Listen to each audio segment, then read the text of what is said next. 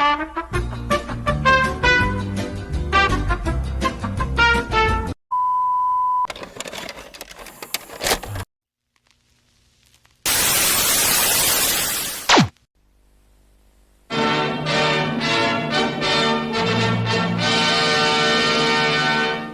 now, from Glasgow.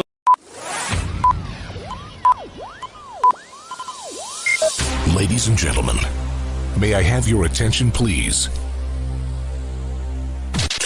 Good evening. Get ready to the countdown.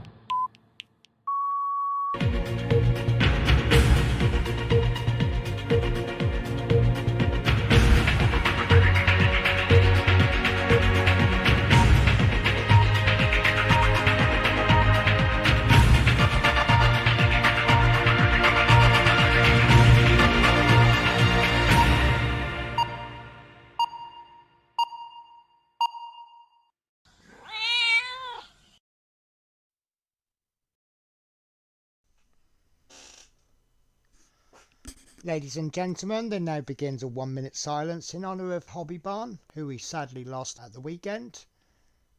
Please don't think of it as a sad occasion, which it may be for us. It's actually a happy occasion, as he's now gone up to the big stash in the sky to help clear it. Ladies and gentlemen, 1 minute silence.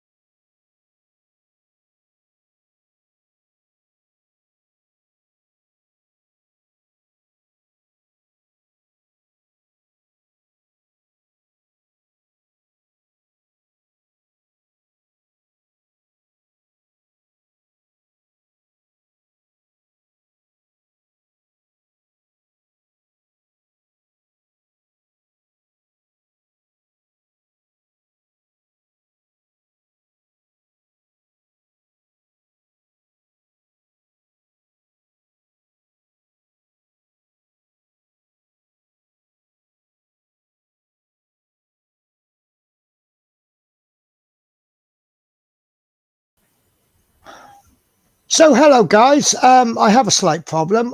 We don't have a Natasha tonight, which unfortunately means that I can't get on with the Mustang.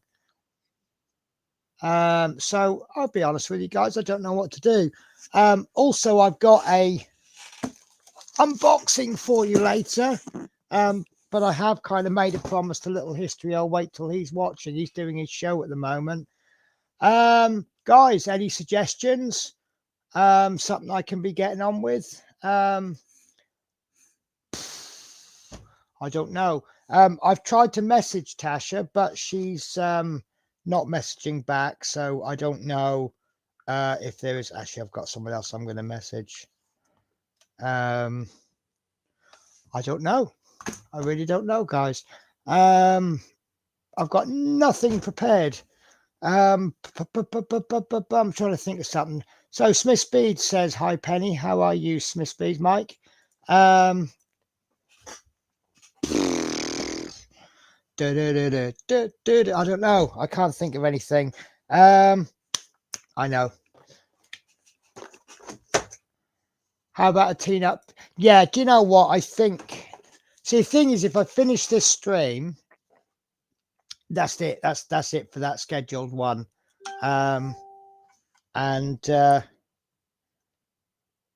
Obviously, if Tasha comes on, mind you, we could always do a surprise one. Yeah, okay. Guys, look, I do apologize. It's yeah, I'm gonna do that. I'm gonna nip over to oh, we've got Building with the Boys. Come and join us. Come and join us, Scott. Come and talk about your let me share stream. No, hang on. Sorry, guys. There we go. I'm going to pop the link in the channel. So you go. It's now become the Has that gone through okay?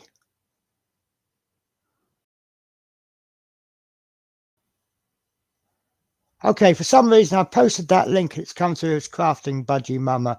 Right, okay, so we have got, he'd welcome you doing the link across if that is possible. No, it's, well, if it is, I don't know how to. So Building with the Boys says, evening Penny. So what I'll do, if he can join us, I will hammer him with loads of questions. So we'll have a question time with Scott. Crafting with Judy. Hi, love. How are you? Lord Peter Webster. How are you, Peter? Hi, Scott, Judy. Okay, give me a minute. So there's the link. If anyone wants to join us, they're more than welcome to, as always. And I think that is the chat caught up with. Yeah, I just thought I might actually, if it kind of goes a bit dull, I might do my 4th attempt at doing a Tiger One. I kind of did a Tiger One. I got loads of them when I got them from Lidl's, and I did one which I almost finished, and then I ended up starting another one. I don't know why, and then that got damaged and all sorts. But yeah, it is a fun little kit, and it's essentially one color. The only thing I don't like about it is the tracks are a bit dodgy. They're just a bit weird, but. So Wayne Welly says hi, or Lord Peter Webb says hi, Wayne. Crafting with Judy says hi, Peter. Tiger One, they're fun. Hi, Peter, how you doing? So yes, I'm sure I got something else as well. I'm still waiting for things to come through the post. I'm getting really frustrated. I have some Lancaster aftermarket parts, and they have been in transit since the 26th of February.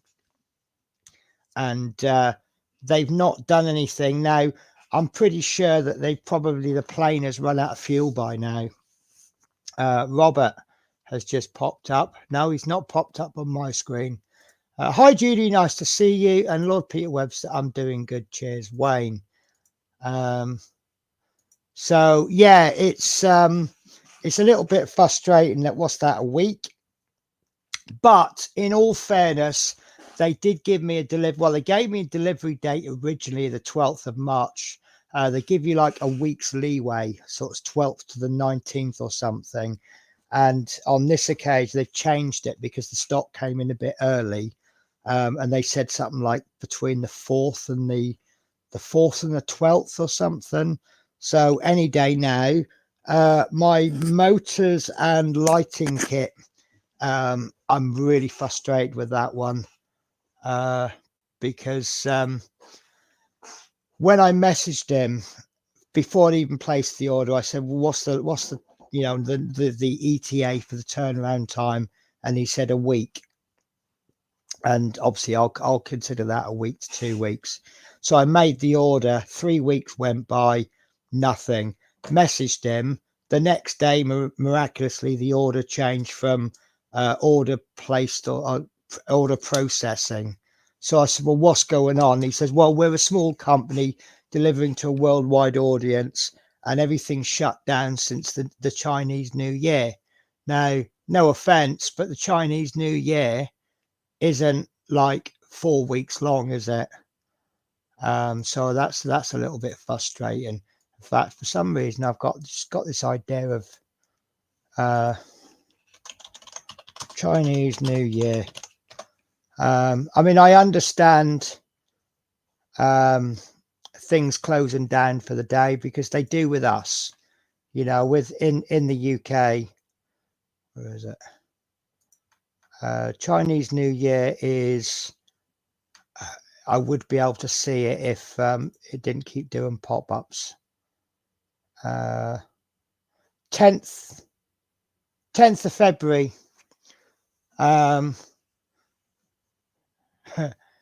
On my way, got sign-in problems. Do you want me to give you a different link? Let me hello, you. We've just been invaded. Let me just check that I've put the correct link in. TDS. Mister, I don't want your tail. Oh, my little kitten. She has this thing about following you in the toilet. And I went to the toilet earlier on, and she came through, and she was just absolutely covered in, at the time I thought was sawdust. And then I went to sort of stroke her to sort of pull some of it off, and I thought, that's not sawdust, that's more like dried leafy stuff. So I came through into the craft room. She's had the bag of catnip. She's ripped the bag open and she's been rolling around in catnip.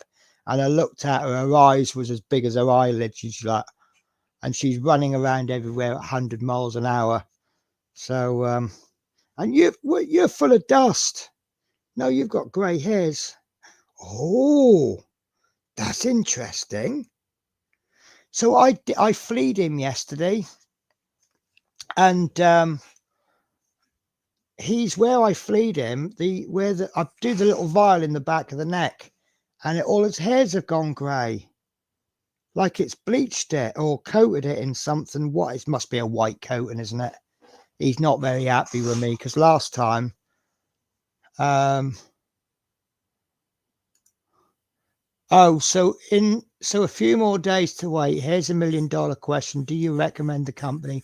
Right, I'll be absolutely honest with you, Wayne. I will not recommend or unrecommend a company until I've received the product. The big question for me really is it worth the wait? You know, like I say, I understand that. I mean, it looks like this Chinese New Year thing is a week long, because you got the actual New Year is the 10th. Now, I don't suspect China shuts down for a whole week. But yeah, everything would be delayed for a day or two. Now, when I was originally quoted a week, and it's so far been, let me get this right. It's a little bit difficult because I have a cat actually laying on my hand. So I'm finding it quite difficult to move the cursor around. So you're a pain, you know that, don't you? Sorry, guys, I'm just doing a search on my emails. Right. So the status was changed on the 21st of February, but the actual order was the 6th of February. So it's been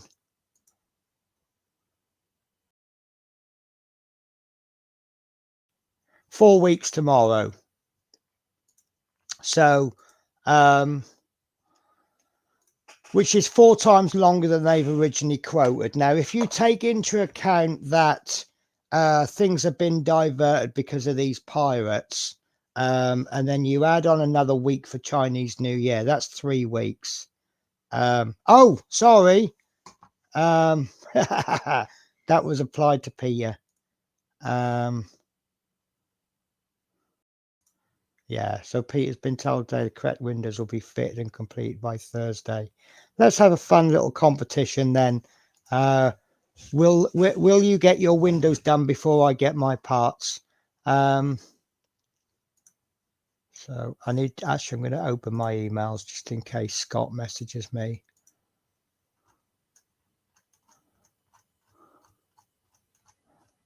Oh, God.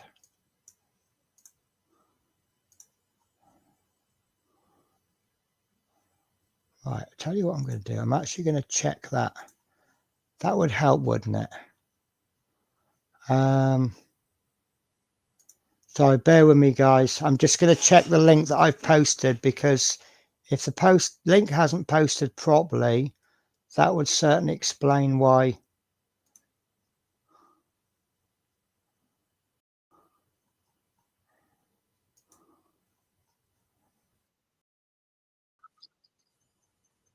Yeah.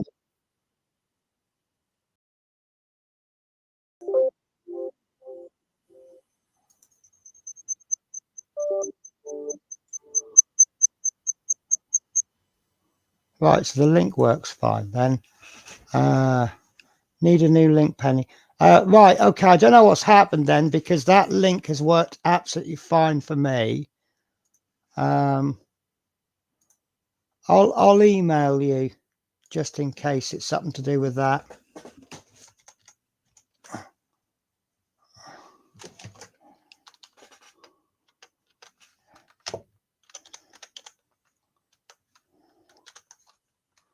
Oh, what's going on there? Sorry, guys.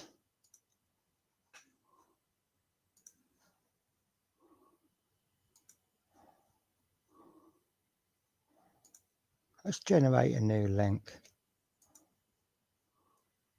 Oh.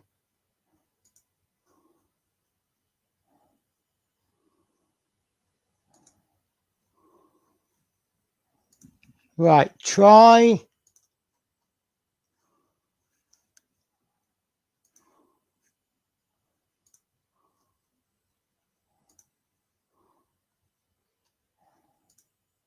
Right, let's try this one.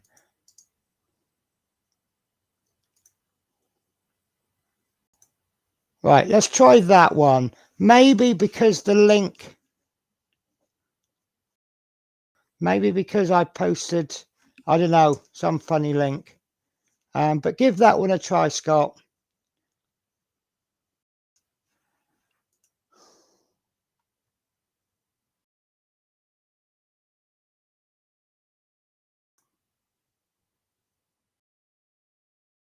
Right, that's fine. Right, are you sitting there all night then, mister? Looks like you are, aren't you? Right, so where are we? Link. Hi, Daniel. Hi, Dream and East Coast, and that's good, Peter. At least they're acknowledging the faults they did. Need a new link. Hi, hi's to everybody. Hi's to everybody. Teresa, hi again. And sorry, why are you sorry? The house will look great when been repainted. Hi, Teresa. At least having a lick of paint will be less stress. Yeah. Do you know what? I'm actually looking forward to painting my house next year. Well, it's a bit disappointing because what's happened was when my lodger first moved in, there was mold in what is now the living room. And he said he wanted he wanted his room done. And I won't do more than one room at a time. And obviously he was paying me rent, so we took that as a high priority. And we cleaned all the wall, we cleaned all of this mold off. We put this anti-mold paint on so that hopefully it won't come back. And it's great. Then obviously he moved out. Then he's moved back. He's obviously moved out again, but when he's moved back, I don't know what happened, but he's had that much moisture in the room that all the windowsills moldy and all the another corner's gone moldy. So that's obviously the next priority because obviously it's best to get mold once it's beginning. And I just want to get my hallway done. So, but I suppose on the bright side, it gives me an extra year to figure out the color scheme. So yeah, sorry about the slow start, guys. We will get something. Now the interesting thing about him is that he does actually. He's one of these annoying people who has the windows open and the heating on.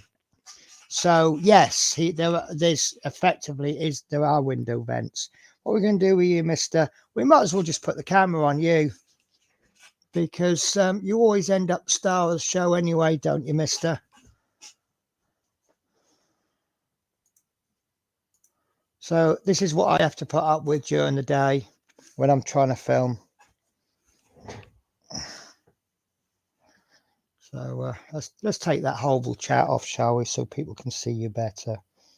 There you go. I don't think we'll get much of Spirit tonight because she's probably having a, what do you call it when they sleep after they've been drugged up? A junkie nap. Is that what we'll call it? A junkie nap. Yeah, there you go. Oh, yes. Oh, I don't know if I can text you the link because that involves going from computer to... Right, let me... We will get you on the show. Now, that's the YouTube link. Right.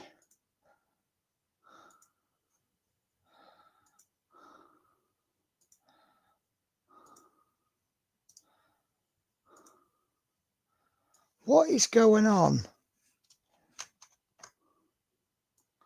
I think I've just accidentally texted you the I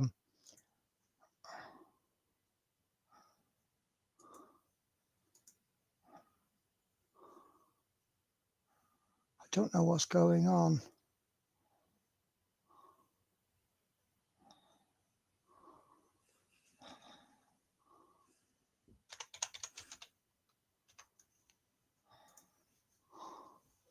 Right, email on its way to you, Scott. See if that helps.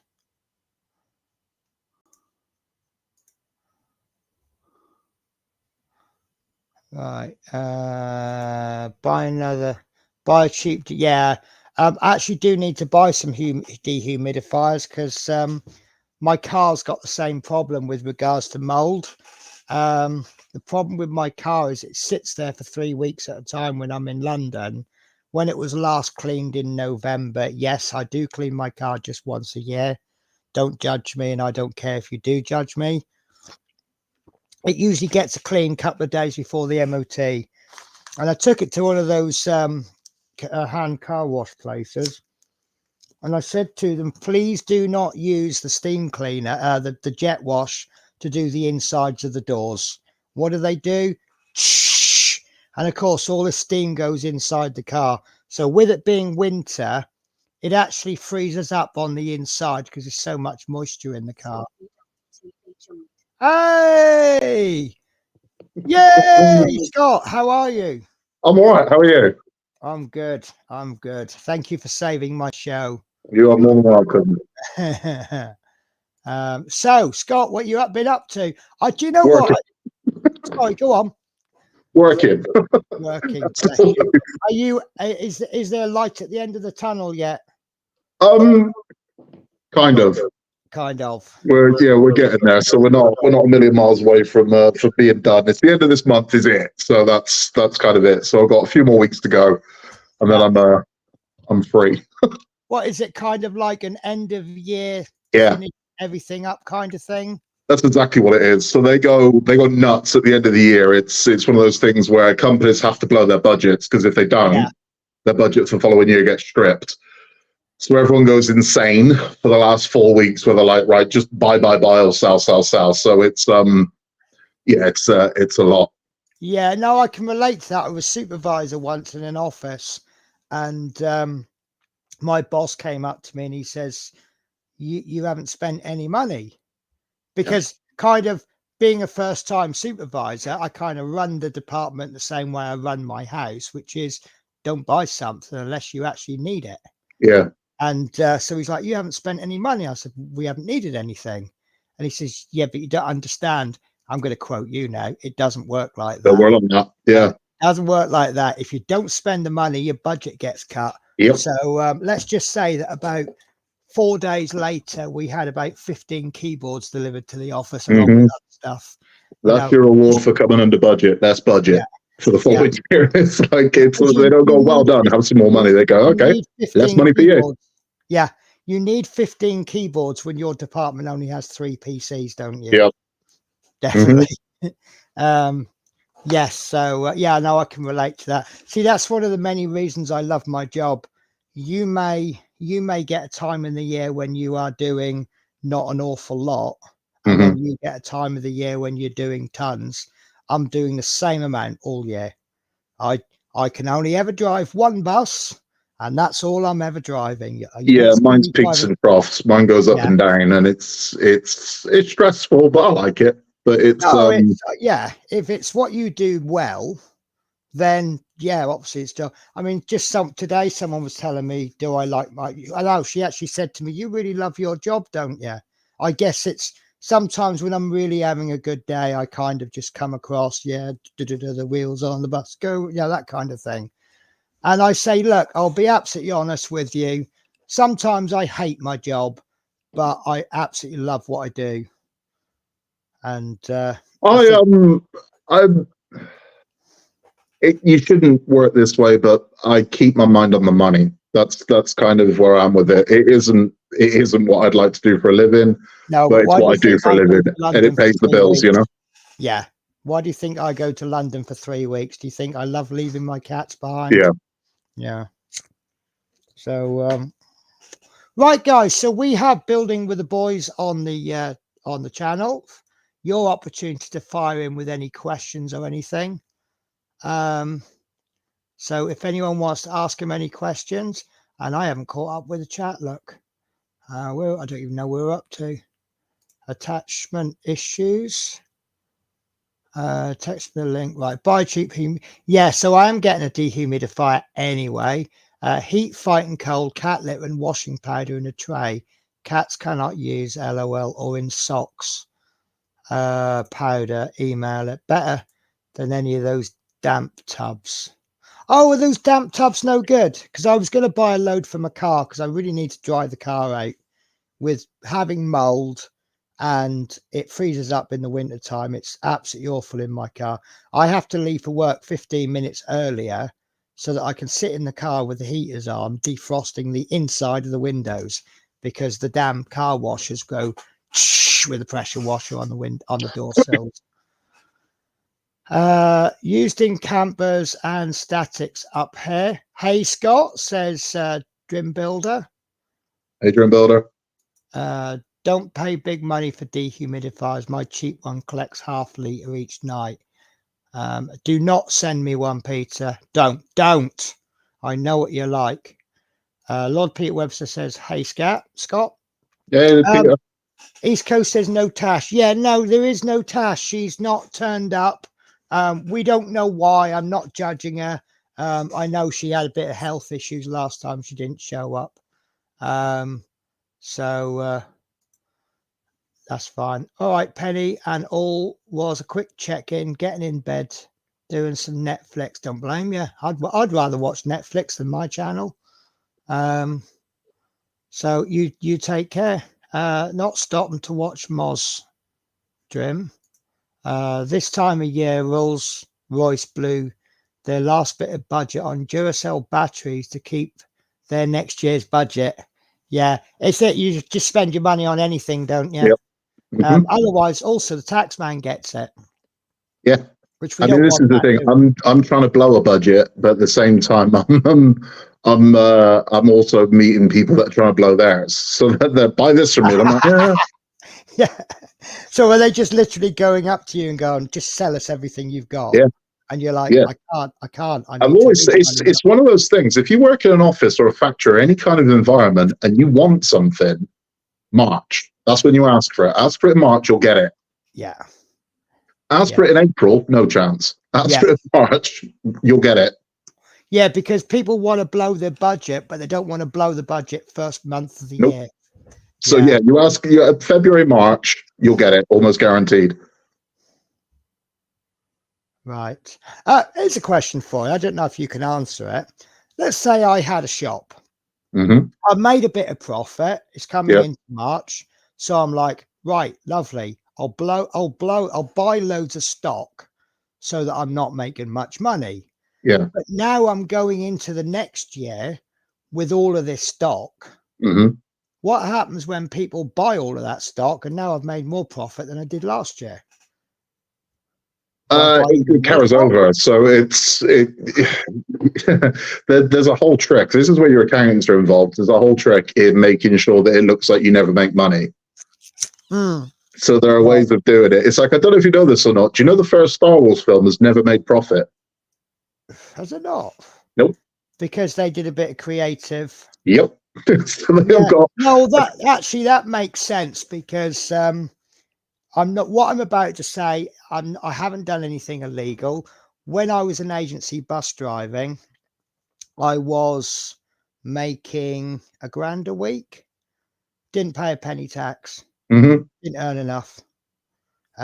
For example, because I was working in London, living in Wales at the time. So twice a week, I used to make sure my 2 days off in the week were separate days.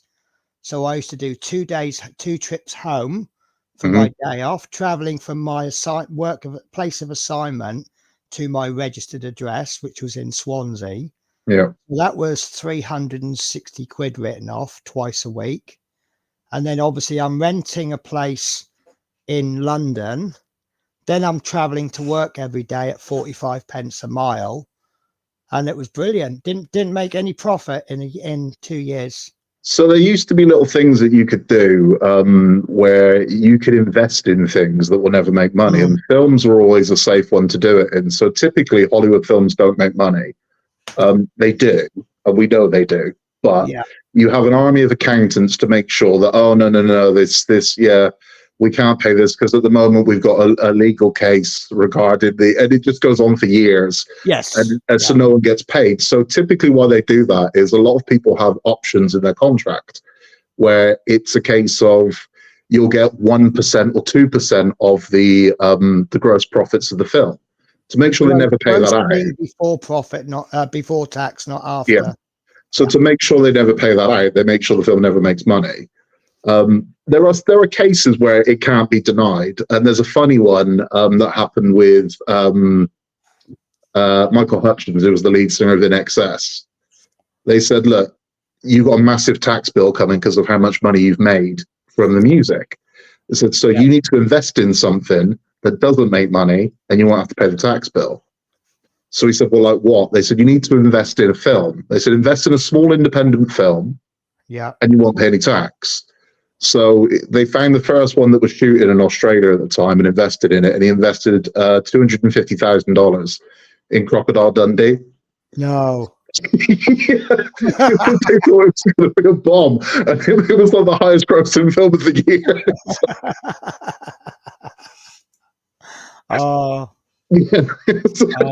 Australian films don't really make money, so it was always seen as this safe kind of just invested and you'll be fine. And it was like it just became this global phenomenon like here, and it's like you got absolutely stung on the tax bill. So they don't typically make money, but suddenly, I know. He picks the one that's the highest grossing Australian film of all time. Yeah. Oh, bless. That's brilliant. Where do you get your film knowledge from?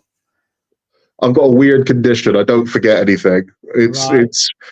It's a blessing and a curse. I've got a very strange memory.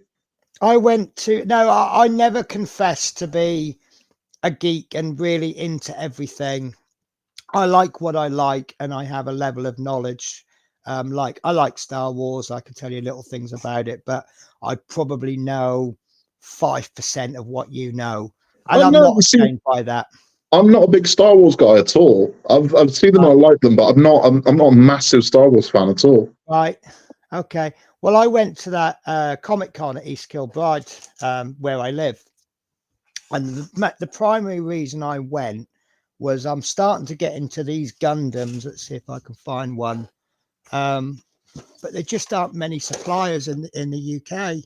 No, I like those as well. I've seen that. I've never built one, but I think that they're interesting looking builds. I built one and I really didn't like it. I've got two more, and I'm told the real grade is so much better. So, but I don't. Apparently, from what I gather, don't go into a real grade for your very first Gundam model, which kind of makes sense, doesn't it? But yeah, I was sort of seeing if there was any suppliers. And I didn't find any suppliers. We got a couple of good photos. I'll do the old cheat with the photos. I didn't take many pictures. There weren't that many pictures to take, actually. I'm sorry to do it on the camera in the phone. I took that one. Nice. He was all right. And I said, because my friend was with me, this next guy, I did make them laugh because I said, I don't know if she got the reference, but with regards to that guy, I said, look, I said, you can say anything you like to him. You can really annoy him because if he does try and shoot you, he won't hit you anyway. He can hit you. That's the funniest line of Star Wars. There's a line early on in the first one where it's Obi-Wan Kenobi says, "I can tell it was stormtroopers by the accuracy of the shot." Yeah. So it's like, really? Because for the next 9 films, they couldn't hit Carrie's ass with a banjo. No, no. This is actually the guy I made laugh. And I've got to be honest with you, I don't know who he is. I guess he's something to do with the rebels. I don't know. But that's a pure guess. I thought it was quite nice getting him in front of the American candy shop. And then I got, he's very, very dark. I'm not a photographer, but that is supposed to be Captain America. And, these guys weren't super impressive, but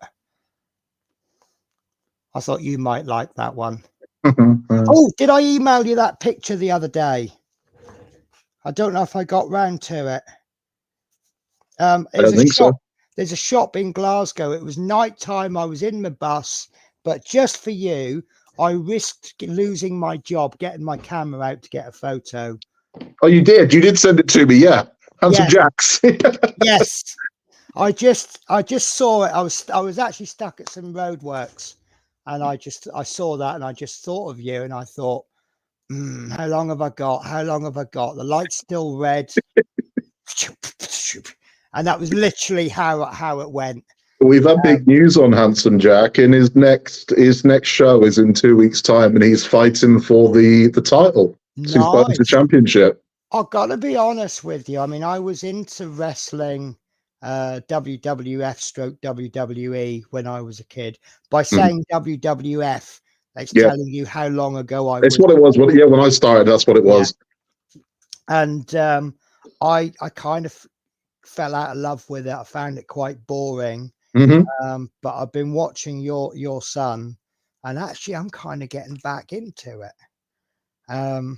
You know, I don't suppose it's any different from the American wrestling. Not really. It's moved on quite a lot from what it was. I mean, British wrestling was very different back when it was Haystacks and Big Daddy and Jackie Pallow, Mick McManus. They had that weird kind of counting system. They weren't allowed to climb the turnbuckles. They didn't go outside the ring. There was none of that in British wrestling. So, but now what they teach the kids is the American style, but the best ones kind of, it's like with my boy, we tried to put as much British heritage into what he does as possible. Yeah. So we watch a lot of the old kind of British wrestlers. Rollerball Rocco was one that we've kind of watched a lot.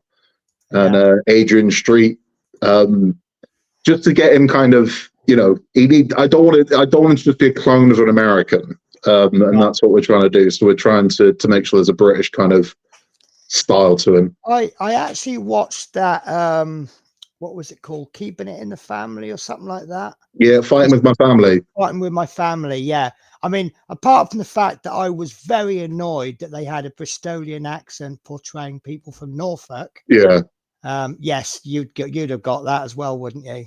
That one thing that winds me up. If anybody does an impression of someone from Norfolk, they will do a Bristolian accent. If you compare me with Russell Howard, you'll see the difference. Yeah, massive difference. But yeah, one thing I learned from that is, I don't know how true to reality it is, but they're looking for somebody unique. Yes. And that was something that I did notice with the old WWF. You had people's finishing moves. Now, Hulk Hogan was the big arm, wasn't it? Yeah. Which is not really a big, powerful move. Nope. But then someone else has got to better that. And then someone's got to better their move. The good example of it is there was a wrestler called Lance Storm that was around in the kind of late 90s, early 90s. And he's regarded as, in the ring, flawless. Everything he does is perfect. But fans didn't like him because he was boring. He had no charisma. He had no personality. But you couldn't fault the man's wrestling. It was absolutely flawless. But it was boring to watch. Nobody cared. So it is, as Hulk Hogan always used to say, because he used to flit around the question, is it real or is it fake, by saying it's entertainment. It's entertainment, exactly. It's show is what it is. The reality of it is it all hurts. I mean, that's the truth. It genuinely does all hurt. And Jack's took more than a few lumps and bumps. And it's not for everyone. We have a lot of kids turn up to the kids' classes that last 1, possibly 2 sessions.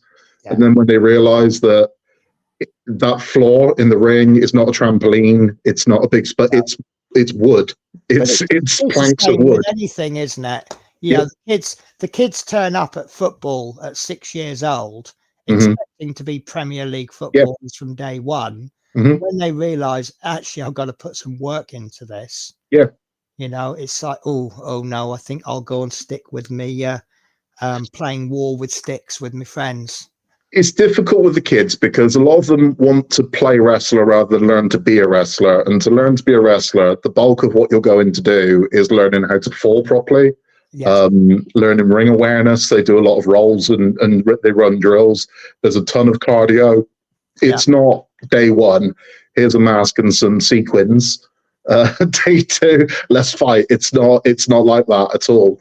It's a lot of work. There's a lot of pain involved because again, it's a very bizarre thing because unlike say boxing, the art of boxing is don't get hit. That's what you're trying to do, not get hit. Yeah. Whereas wrestling, you need to get hit, make it look like it hurt a lot more than it did. Yeah. But it is going to hurt. That's the reality of it. It all hurts. Like if you've ever seen them chop each other across the chest, there's no trick to that. It is what it is. When you hear that noise come off, it's because someone just slapped you across the chest. You can't fake that noise, can you? No, it's a case of you take it. So it does require a fairly unique person to do it because you want to be able to put on a show. And it's like, so I'll take it. If it sounds good and it looks good, do it. Yeah. And you've got to have that attitude. It's very strange, but that's what it is. Fortunately for my boy, he's a heel. So he spends the bulk of the match. Really well. See, I'm really embraced it. Part of the reason why I did it is when we were first there, all the kids wanted to be baby faces. So that's the good guys known as baby face, the bad guys known as a heel. All the kids wanted to be baby faces. That was their big thing. They all want the crowd to cheer them. And I spoke to Jack at the time and I said, you know what? You'll get more opportunity if you're the bad guy. If everyone's the good guy, they need someone to face. Yeah. And so be the bad guy and just do it really well. There's always the opportunity to go good in the future anyway. There is, and this is the strange thing. I mean, I had to explain this to his grandparents when they've watched his videos and whatnot, and people are booing him, and I'm like, that's good. And I'm like, I know it sounds strange, but it's a bit like being the pantomime villain. Yeah. You want people to boo and hiss because the more they boo you, that's your cheer. You know, so you want them to boo you because if they're booing you, you're doing your job and you're doing it well. With the British wrestling, right? What's the two most famous British wrestlers in regards to most people? Big Daddy and Giant Haystacks. Giant Haystacks. Yeah. He was a heel. Yeah. I guess he made a lot of money out of being a bad guy. Don't know if he made more or less than Big Daddy, but you know, it was always a case of, oh, here's Big Daddy, he's going to win. There's Giant Haystacks, he's going to win. He's going. The two have now come up against each other. Yep. You know, I mean, one of the wrestlers I used to love many years ago was Big Boss Man. Yeah, the Big Boss Man. I loved him until he went, what are you calling it, babyface? He did go babyface. Yeah, he started as a heel and then he went face. Once he went face, I kind of went off him a bit. He was just lightning fast for a big guy, the Big Boss Man. He was absolutely lightning fast. For a guy of his size, could absolutely fly around that ring. Right. I do apologize. I'm going to have to catch up with chat because I can see it coming in. It's flying in. So Dream Builder, I might lurk on the phone for a bit. Going up at 05. Oh my God. Actually, I was up at 3:30 this morning and I can tell you it was not pleasant. I need liquid. No, make your own cat litter and washing powder to smell. Do you know what? I will do that because I've just been trying out some new cat litter and I don't know if I like it. So, but it's cheap. So I might, it's that silica stuff. She said she was live. Thumbs up, everybody. Thumbs up. Lose it on food, clothes, tools, use it as bank. Oh, this is about the budget, isn't it? What builders do on sites. Never seen Lord Pizza. You've never seen Star Wars.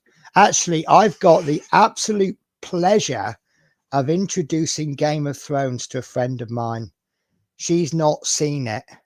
I've only watched it.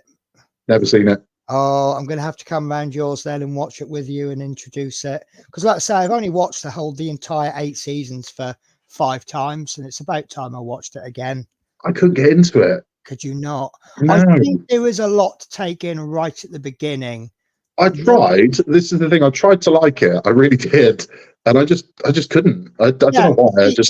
It breaks the rule of you're supposed to have like 2 or 3 main characters and you focus on them. And what this does is it has a few characters, then it just completely goes off, and you see someone else, and then it starts off with about 10 different storylines, and then they all kind of converge right at the end. And it is difficult, but once you get into, I don't know, I think it's brilliant, except for season 8. I watched like half of the first season, I think. Right. And I was trying, right? And I've kind of got a rule of thumb where if it hasn't grabbed me by 6 episodes, I give up. No, that's fair enough. And it just, my wife loved it. My wife watched all of it. Yeah. And she's watching House of Dragons at the moment. She said she's not enjoying that.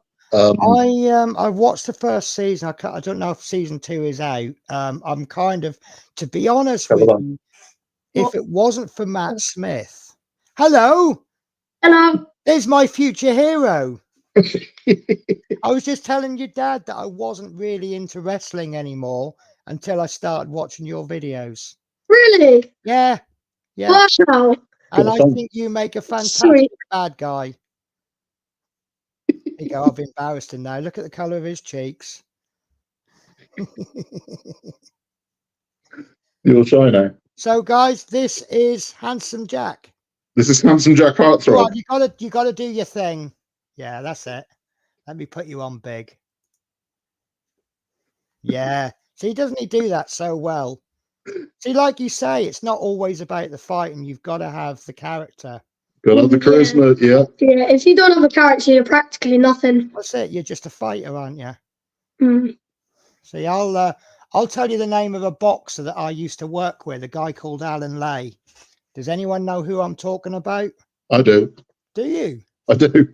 Do you honestly? Yes, wasn't he a middleweight? He's actually on YouTube, and he fought Prince Nazim. Yeah. And he lost. Yeah. But yeah. In all fairness, as did most people. Yeah, okay, fair enough. But yeah, I mean, obviously he hasn't raised up to be a world champion, but he's just one of those run-of-the-mill boxers. But yeah, I used to work with him at Newport Bus. Nice. He lives and works in Newport. So, do you know what? He's got the kind of, I don't know. I think he's got this underlying character. I don't think he'd hurt a fly, but I think if you wound him up enough, you might see that boxer come out.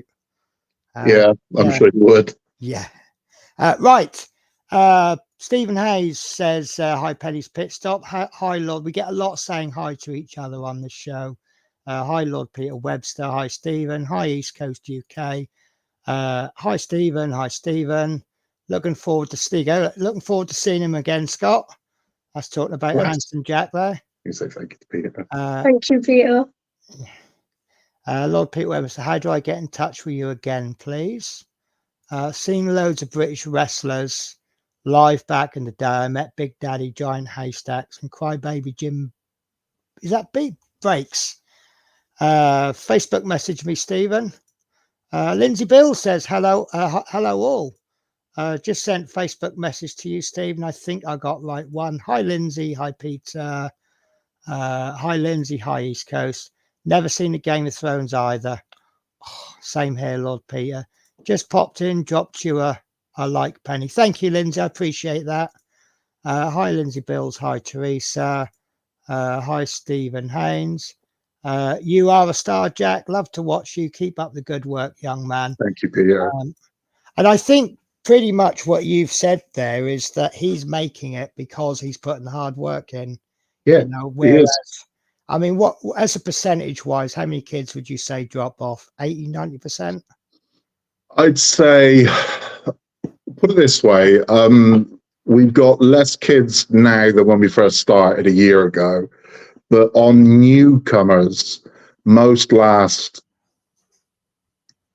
3 sessions. Really? Yeah, and then we don't see them again. Some, not all of them. I mean, we've got some that stick around. But typically, I mean, I'd say we get 3 or 4 kids a month that don't make it past 3 sessions.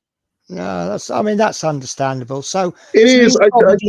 He's probably in the top 20%, 30%. Yeah, I mean, it's the thing with it is that, again, it's one of those things where they find out the hard way a lot of realities of it, like the ropes.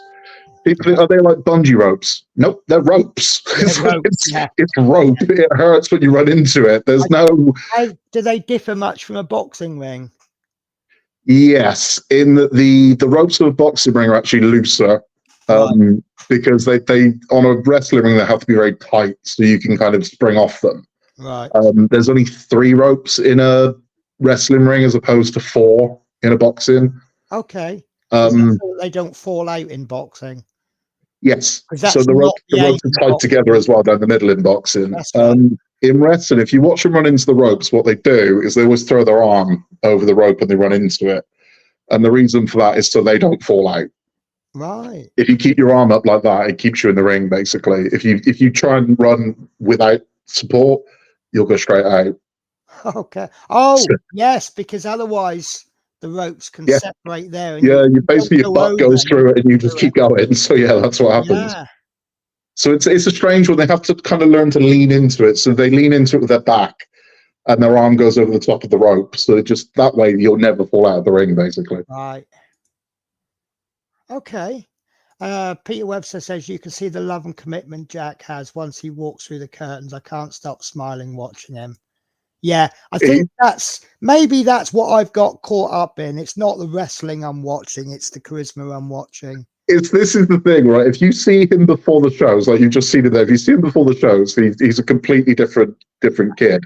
And then literally when his music comes on, you can see him, his demeanor and everything changes and he kind of gets into character and then out it comes. But it's seeing him just now, if I've never seen him before and you said, this is my boy, he plays a bad guy, I'd just be like, get out of town. I know it's cute, it's funny. I mean, it's like it's my favorite times of the week. So we go on Tuesdays and Fridays, and me and him, it's only around the corner from where I live. So me and him walk home together, and we just talk about what he's just learned, what he wants to learn, and it's nice. It's really nice to be able to bond with him like that. So many life lessons in that. Mm-hmm. You know, first of all, the kids are starting learning to come out of themselves, bit of confidence. And then, of course, you got father-son time, which is always a good thing. Because I know you've often talked about, it was a video you said recently where, excuse me, sorry about that. Okay. You were saying like during the COVID time, sorry, the word that mustn't be mentioned, when the kids are starting to fight, you'd be like, right, come on then, let's do a bit of time. It was really stressful. I mean, lockdown with the boys and whatnot, it was horrible, and they missed. And this is the thing. I mean, again, with what happened to all of us during that, particularly kids. I mean, when you think about it, I mean, realistically, it lasted 2 years. Yeah. And my son was 8 when it finished, which means 25% of his life at that point was spent under lockdown. In lockdown and weird. Yeah. So I've tried to stress to the kids that it wasn't normal. Yeah. You know, I thought, I don't want you thinking this happens every few years or something. I'm like, this is the first time I've gone through this. Yeah. And I don't know what impact it's had on kids, what the long-term impacts that's going to be, but it definitely, you can see it in a lot of children that socially affected their development. Yeah. Because school's not just learning the curriculum. It's learning life. You're learning the socials of it. You're learning about making friends and losing friends and different relationships, and you learn all of it. And if you're not in the school doing that, there may actually been kids that went home for the lockdown and, how do we put it, never went back to school. Yeah, that's theoretically possible, isn't it? Yeah. I mean, I can remember when I was at school, we lost someone. Now he wasn't ill, but he had a few issues. Mm-hmm. So it wasn't like 100% shock, but it was still a big shock, because when you're like 12, 14 years old, your mate that you were knocking around playing football with last week, you ain't playing football with him anymore. Yeah. God, how do we get so dark on this show, Scott? Lord Peter Webster says he's got an amazing dad, that's for sure. Thank you, Peter. That's very kind. Wayne Welly says, I'm keeping quiet on school stuff as I'm off the clock. Oh, are you a teacher, Wayne, or so? Are you something to do with the schools? I'd love to know what it's like being a teacher during because that must have been totally different dynamic. Let's test him. If he asks us, one of us in a minute, if we're chewing, or would you like to shut up with the rest of the class? Oh, he's a teaching assistant. Do you know what? That's got to be tougher than being a teacher, isn't it? Mm-hmm. Because when well, I don't know. See, when the teacher, I don't know. It's a teamwork thing anyway, isn't it? Does the TAs, do they kind of focus on the kids that just need a little bit extra help, or do they generalize on them? It's a bit of everything, isn't it? I think TAs. I think it's kids that need the extra help. I think it's just everyone in general. I think it's a good thing. I mean, when you've got one teacher and 30 plus kids in a class now. Yeah. See, I managed because that's just always the way it was. And, I come from the old system that if you're smart, you go up the sets, and eventually if you're not smart, you go down the sets. And when you're in the bottom sets, it's essentially, I'll put a bit of work on the board, but you're just going to do whatever you want to do. Yeah. And there'll be paper fights and things, but it's okay because all the smart kids are up in the top sets learning. So long as they get their good results, they'll bump the average up. Now it's all about getting everybody through. Yeah, no, I lived that life. I was the bottom set kid. That was my existence. Yeah. I actually started high school as a top set kid and gradually worked my way down because it was so much more fun to mess around. And then my mum, when my mum remarried, they sent me to a boarding school, and I was actually not very high up because the level of education there, and I really didn't get on well at that school. Not anything to do with the education level. And then when I went back to my original school, it was like, there's the top set, and then I'm up here, not being big-headed, but because of what I'd been learning, it's like I'm actually really bored in class. But then when I left school, I mean, I totally flunked my exams. I think I was overconfident. And I did. Yeah. I mean, I had something thing like you just said going on. I was bored out of my mind, and my problem was, two things. When I was in infants and junior school, I was a child of divorce, which was weird back then. It wasn't the norm. Oh, right. Single parent families were particularly unusual, and they definitely treated us differently, and it was weird. But then I don't know, because see, my mum divorced when I was 3, so I didn't know what it was like to have a dad at home. Right. I mean, yeah, my parents divorced when I was, I think it was just before I turned 5. So I've got hazy memories of it, but nothing really. My dad's in America, so right. For me, what was quite normal was hearing from my dad a few times a year. Getting a present come through round about the beginning of December. Oh, that's my Christmas present from me dad. Yeah. And but there wasn't this normal mum playing off against both roles. Yeah.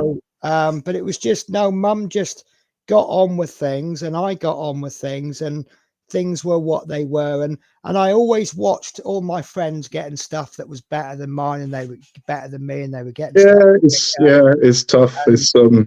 And it was just the way it was. And I've come out of that thinking, actually, I think I was lucky, because now that I have more than when I was a kid, you appreciate it. I've appreciated it because I've worked for it. Yeah, the number of times I've asked for help and it's been denied, and I'm just at the point now, I don't even ask for help. I just work my socks off a bit more. Yeah, I mean, it's like with my kids. I mean, I had a masterclass, the first-hand masterclass in how not to be a father. So Right. I'm doing the opposite of it with my kids, and it's working. So it's like, right, okay. So again, the way I look at it, if I had to go through what I had to go through, so my kids don't, so be it. And it's yeah. But I don't know, you just come across as an absolute natural. Yeah, kind of. I mean, it's not not always. I mean, it's. I'm not saying, I suspect you probably made a load of mistakes. Oh yeah, and I bet your wife has as well. But I think you probably made no more mistakes than anybody else has. No, I mean, you know, the interesting thing for me is the age they both are now is the age I was dreading, because I was used to being their hero, when they were little. Everything I did fascinated them, and it was. Yeah. And I'd always tell myself, when they turn into teenagers, they're going to hate me, because for me, I was always like, right, I've got to get ultra strict when they become teens because I need to keep them on the straight and narrow. And I was dreading these years, but actually these years are the best. Yeah. Because Oscar is good as gold. He really is. So there's no concerns there. Jack has just really come into his own, and I'm loving it. It's the best it's been. We have very different dynamics between me and each of the kids. We have different interests. So I got my time spent with Oscar, my time spent with Jack, and it's lovely. It's really nice. Yeah. Are the kids into anything that you really can't stand? Yeah. See, this is the weird thing, right? So the reason why I'm on YouTube now is because of them. I hated YouTube. Hated it. Did you? Yeah, because the things that they used to watch was they'd be watching basically influencers. Yeah.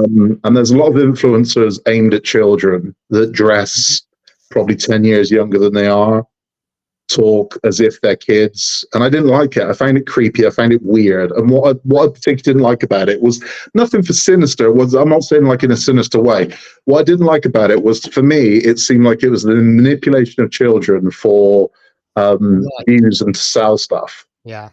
And I didn't like it. So a lot of the ones that were on there, they'd be acting like this guy was their mate. And I'm like, no, this guy's not your mate. This guy wants to sell you crap. That's what he's doing. And it bothered the hell out of me. The thing that's doing the rounds at the moment that really winds me up. I mean, I left school. I trained to be a chef. Okay, working in the professional kitchen isn't my cup of tea, but food is the passion. And, good food. Oh, guys, I'm going to tell you about my stew I made over the weekend. Oh, it was amazing. I got some beef. I chucked it in the slow cooker on Saturday, and I cooked it on low for 24 hours. And then yesterday I got a stew pack, and I chopped that up, put it in, another 24 hours. And it's been going all day today with the gravy in it. And it is, I daren't say this, rest her soul, better than my mum's stew. I said it. And there's enough there for about 10 bowls. Nice. Anyway, the thing that's doing the rounds on the social media at the moment are these absolute crap recipes that will probably kill you if you eat them. Yeah. And that really, really winds me up. Mm-hmm. Because people will try them. Yeah. And the one that's absolutely dangerous is the microwave and the egg. Oh, I know. They explode. Yeah. They do explode. Yeah. And if you get some 6-year-old puts a whole egg in a microwave and it explodes in their face, you're talking nasty burns on their face. What would bother me is they'd watch these ones that were like gamers, and it would always be the same. Hey guys, we're playing this new app game today, and you can download it here. And I'm like, yeah, they're just getting you to download malware on your parents' phones. That's what they're doing. And it bothered the hell out of me. So they were really into YouTube, and it got to the point where I didn't want them watching it. I was like, I don't want you watching it. And I saw it as meritless. So my thing was, I'd say to them, look, I own literally thousands of movies you've never seen. I'm like, watch one of those. Yeah. I'm like, we've got access to every single documentary, wildlife show, everything there is. So even animation. So if you just want to watch an animated cartoon, watch that. It has got more to it than this. And when it came to a head was when I caught them watching a video of 2 kids playing hide and seek. And I said, why don't you just go and play hide and seek? Yeah. So why are you watching 2 children play a game you 2 could be playing right now? Yes. And it was weird to me. I'm like, I couldn't.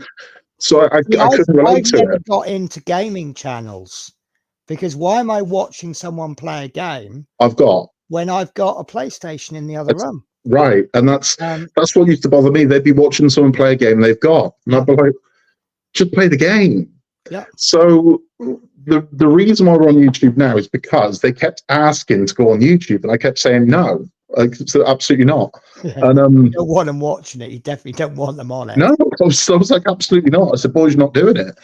And in the end, I caved. And it was when we were building R2D2, and Jack wanted it on YouTube, and I was like, okay, fine.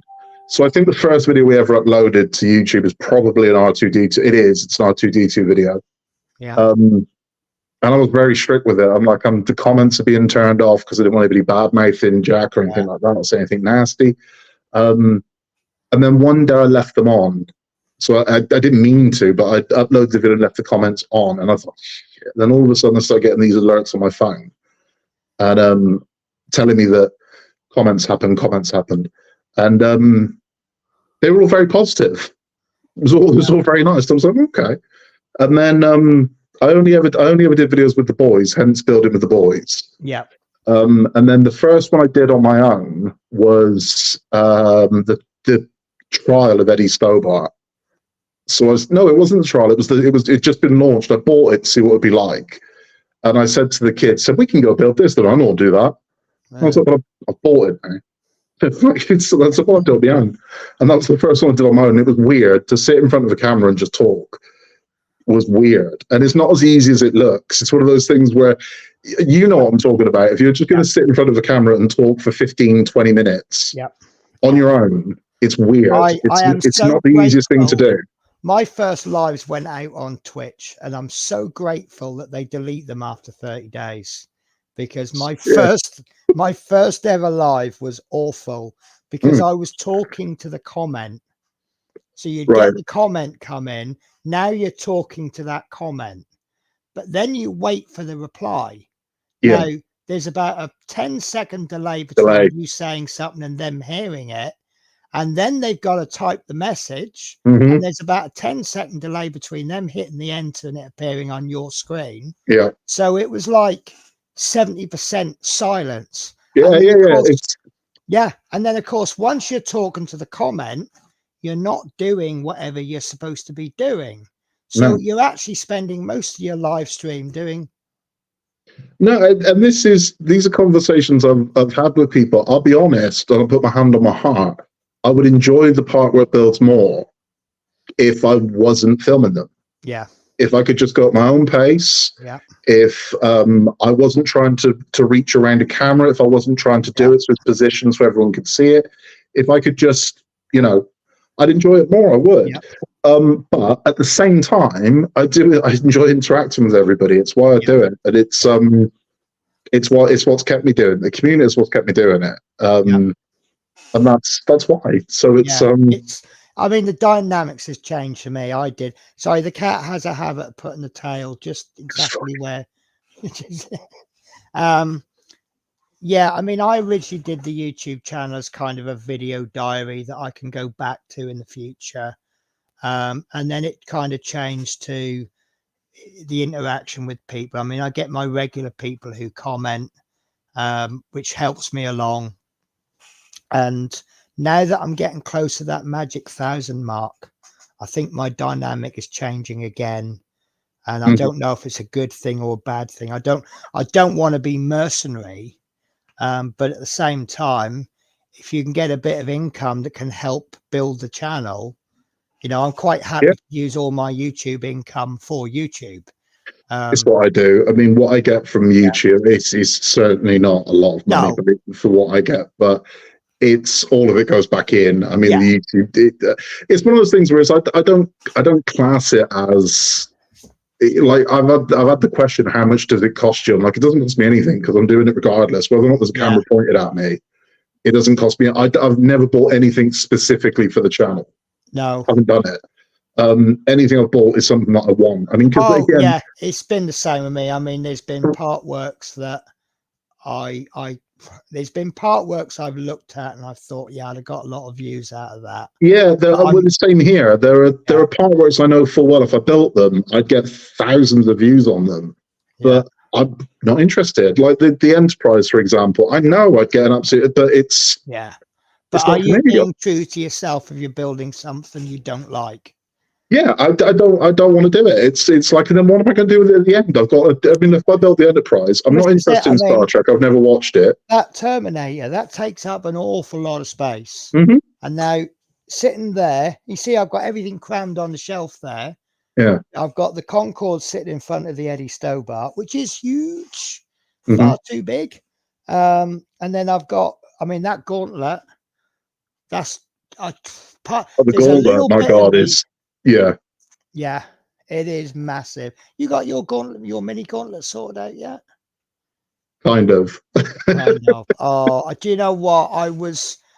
If you right, I'll be honest with you. I I was upset a lot of people. I good. can tell I've Good. upset a lot of people over that. I'll be honest with you. I actually packaged mine up in a box. It had your address on it. No, it's And then it's you kind, released but that video saying that you were getting it. yeah, So I'm like, okay, we'll it wait. was it's the principle of the matter. It's not for me. No.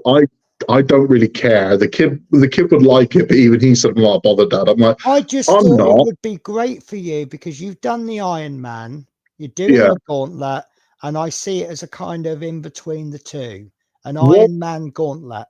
What my problem with it was, is it wasn't that they hadn't sent me one. Yeah.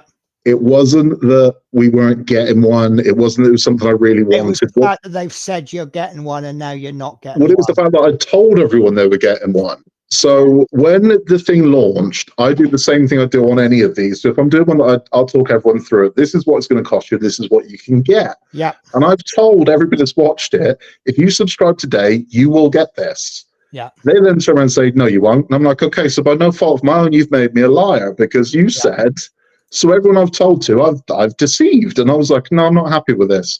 Yeah. So when they offered me, because they did offer me, we'll send you one. I'm like, and what about everybody else? Yeah. And I said, because that's not what this is. This isn't you send me one. I'm like, you make good on what you promised to everybody. How many people have signed up for that part work? Thousands. Of you. Because of me, I don't know. I mean, even if it's one, yeah, I'm, you know what I mean? It's gonna bother me that they're losing out. So it was that. It was just, I think more people should hold companies to task. If they say they're going to do something, I expect you to do it, and that's the way it is. Well, they expect us to uphold our end of the bargain. Exactly. And what bothered me about it was their response was to basically say, I'm wrong. And I'm like, well, I'm not wrong. And I'm showing the thing. I'm saying, it says right here, this is what you said. They said, this is that's what it is. Yeah. And then there was a lot of excuses made by them and for them. So that there were, anyone that came to the defense was kind of saying, oh yeah, but they sub out their customer service. And I'm like, I don't care. But they chose to do that. The customer service that's being subbed out should be performed in such a way it looks like it's part of the company.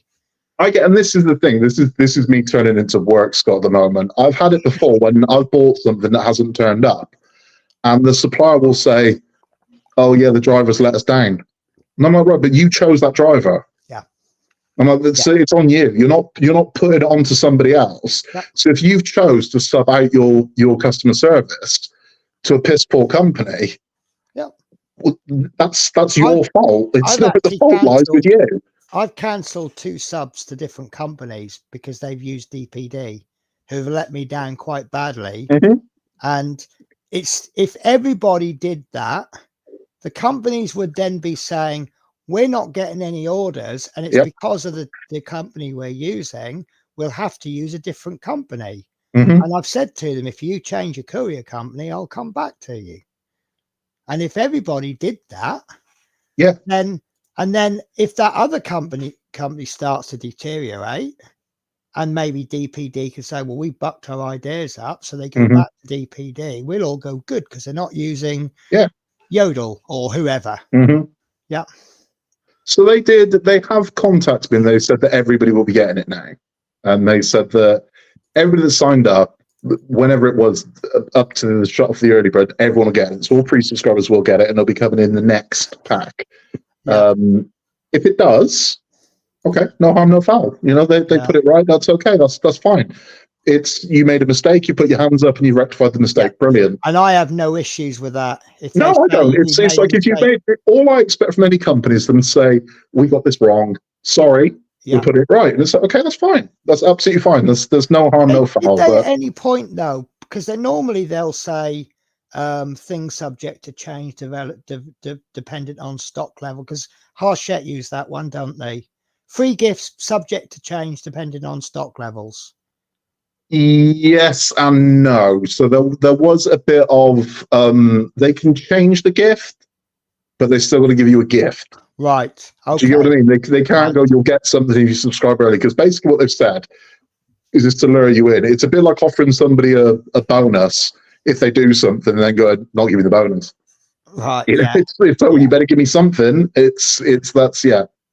So it's I don't know. I mean, look, it is what it is. But we'll see. But I mean, it's like how people said so they'll never send you anything, and I'm like, I don't care. To be honest with you, again, I'm not again my. It sounds pretentious, but it's true. My integrity is worth more than a free subscription. Oh yeah. Yeah. It just is. So I'm like, I'm not going to brag people and go, this is fantastic when it's not, or their customer service is great when it isn't. Yeah. So if that means that they'll never sponsor me, well then so be it. I don't care. I can buy my own. I don't need them to. I don't have an issue with that. I'm the same. I mean, couldn't care less. It's for me. If they want to send me one, brilliant. If they don't want to, I don't care. It's it's fine. No, I mean I'm the kind of person that any company can send me a free gift, but it will be an honest review. And I've had stuff sent to me and I've said, I think in all fairness, the most negative thing I've ever said is it's a good product, but it's not something that I would use. But I can see the good in it. Yeah, I mean, it's like the only ones that I really do at the moment is I do the models through Funhole. Yeah.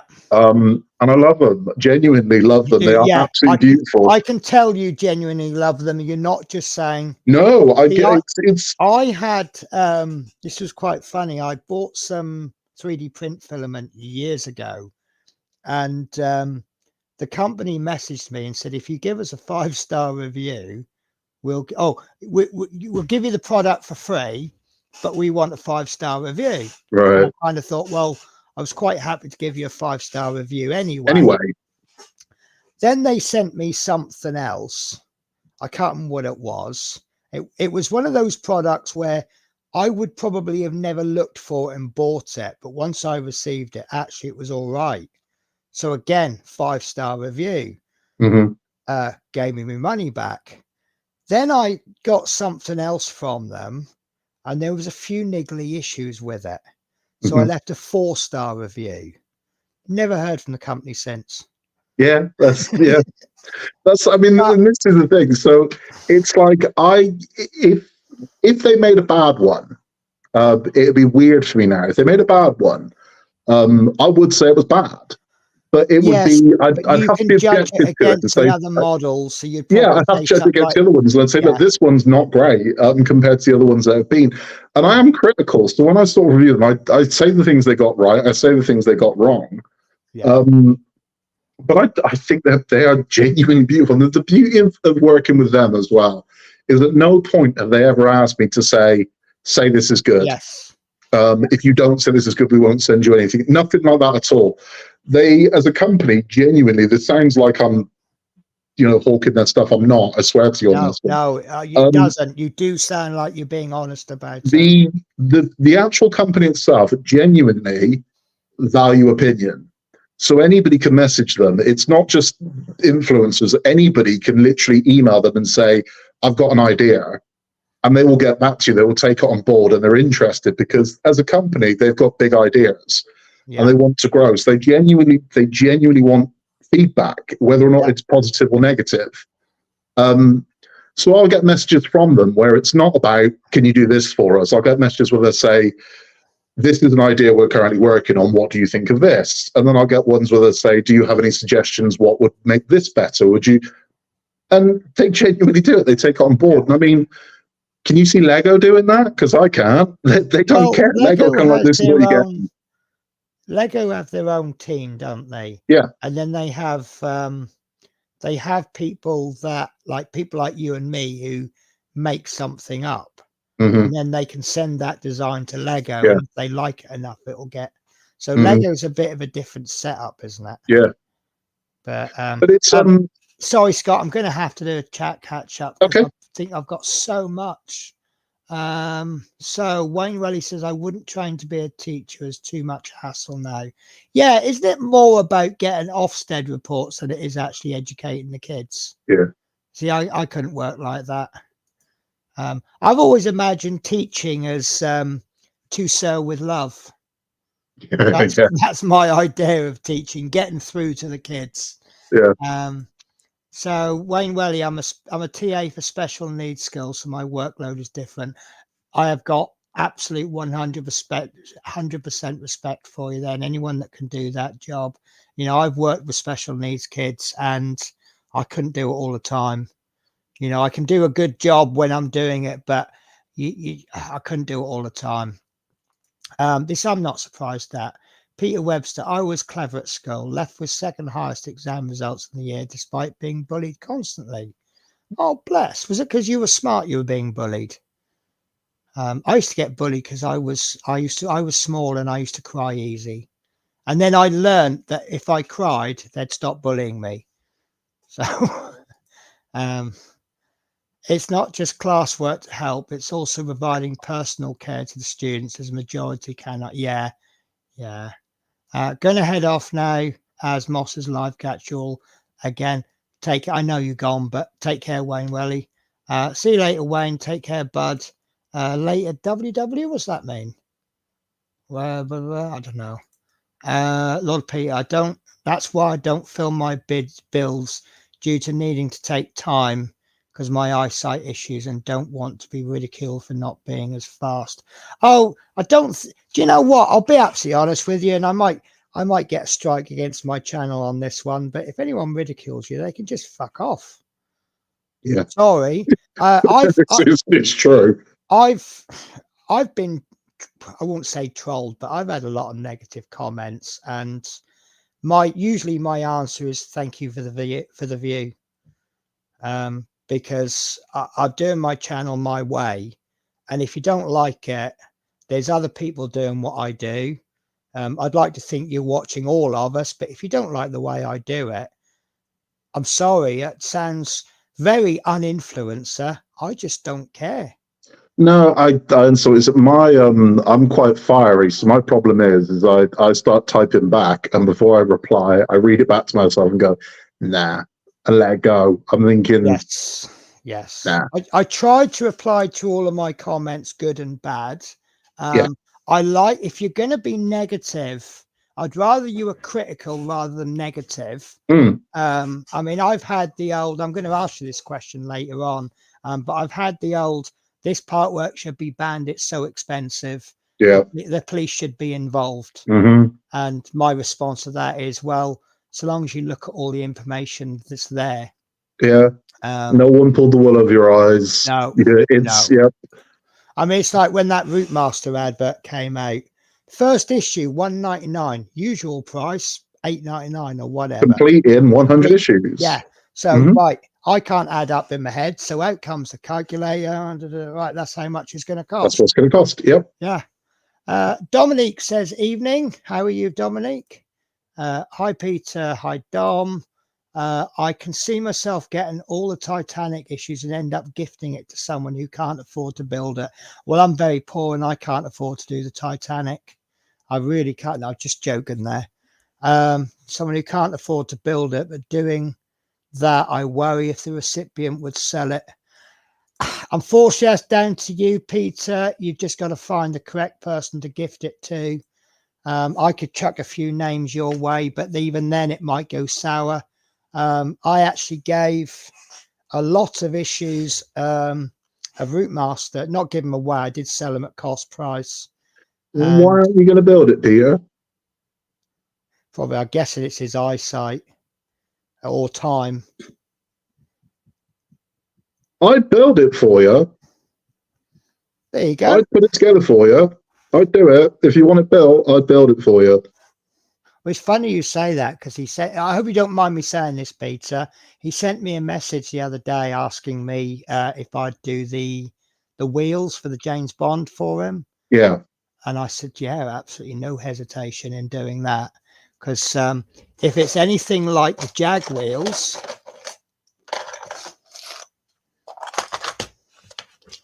I absolutely love doing those. Oh, yeah. I absolutely loved it. There's two types for the Bond. With the Agora Bonds, you can either have the kind of, I think they've got one where it's like, it's already done. But it does look better if you kind of do the wiring yourself. Well, that jag wheel, the first row, I think is I remember I was around Chris Davis's doing it, so I was doing his, and I think it took me an hour and a half to get the first row of spokes in, and then because I think I kept getting all the way to the end, and then they just spring out, and once one springs out, it's like a little cartoon. It goes Yeah. And then when I did it the second row, I think that took about half an hour. Mhm. And then by the time I'd done the fourth wheel on my own, I think I was knocking it out in about 15 minutes. Do you know the only thing I've had on any part work that frustrated me beyond belief was yesterday. Okay. It was a window for the doll's house. Is it one of the videos I started to watch today? Yeah.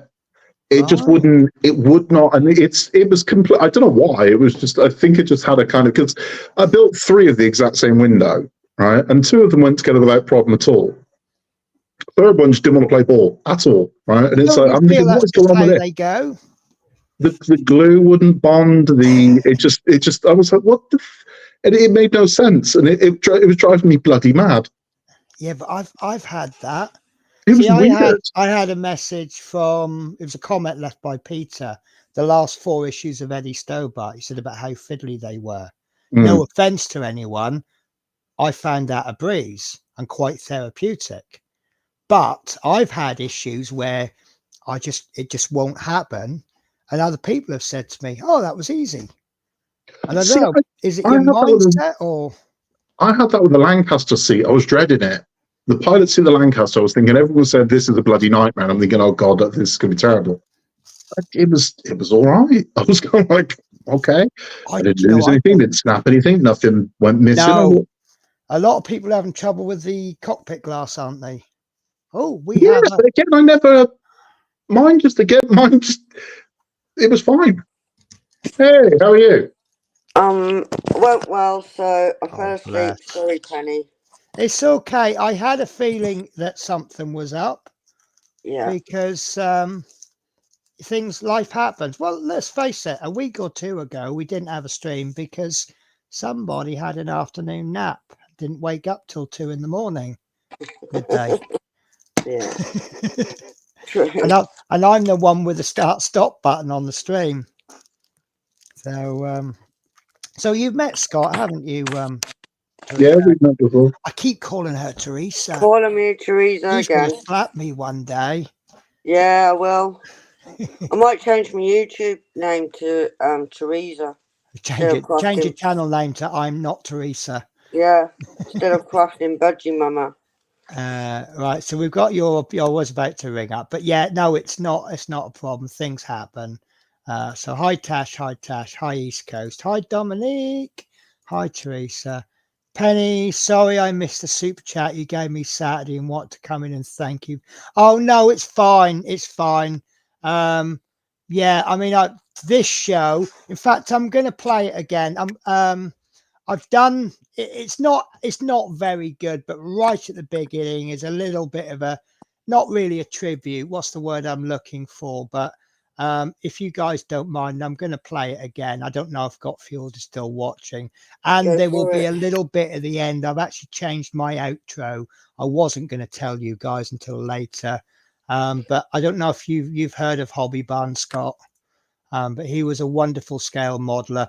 I didn't know him really closely, and I didn't know him as long as everybody else. But he was always got time for people.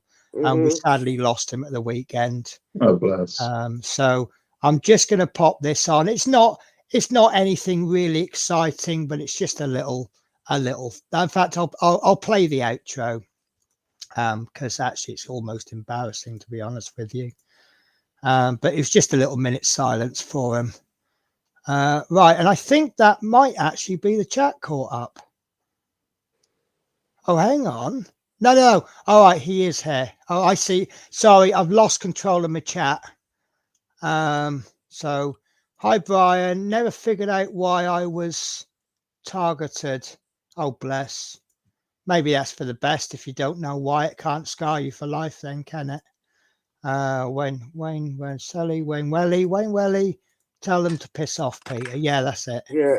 Got Fuels Model Car Garage, please. Oh, listen, guys, I'm really sorry. I've got this. I was trying out this Streamlabs thing. It's got this robot moderator thing.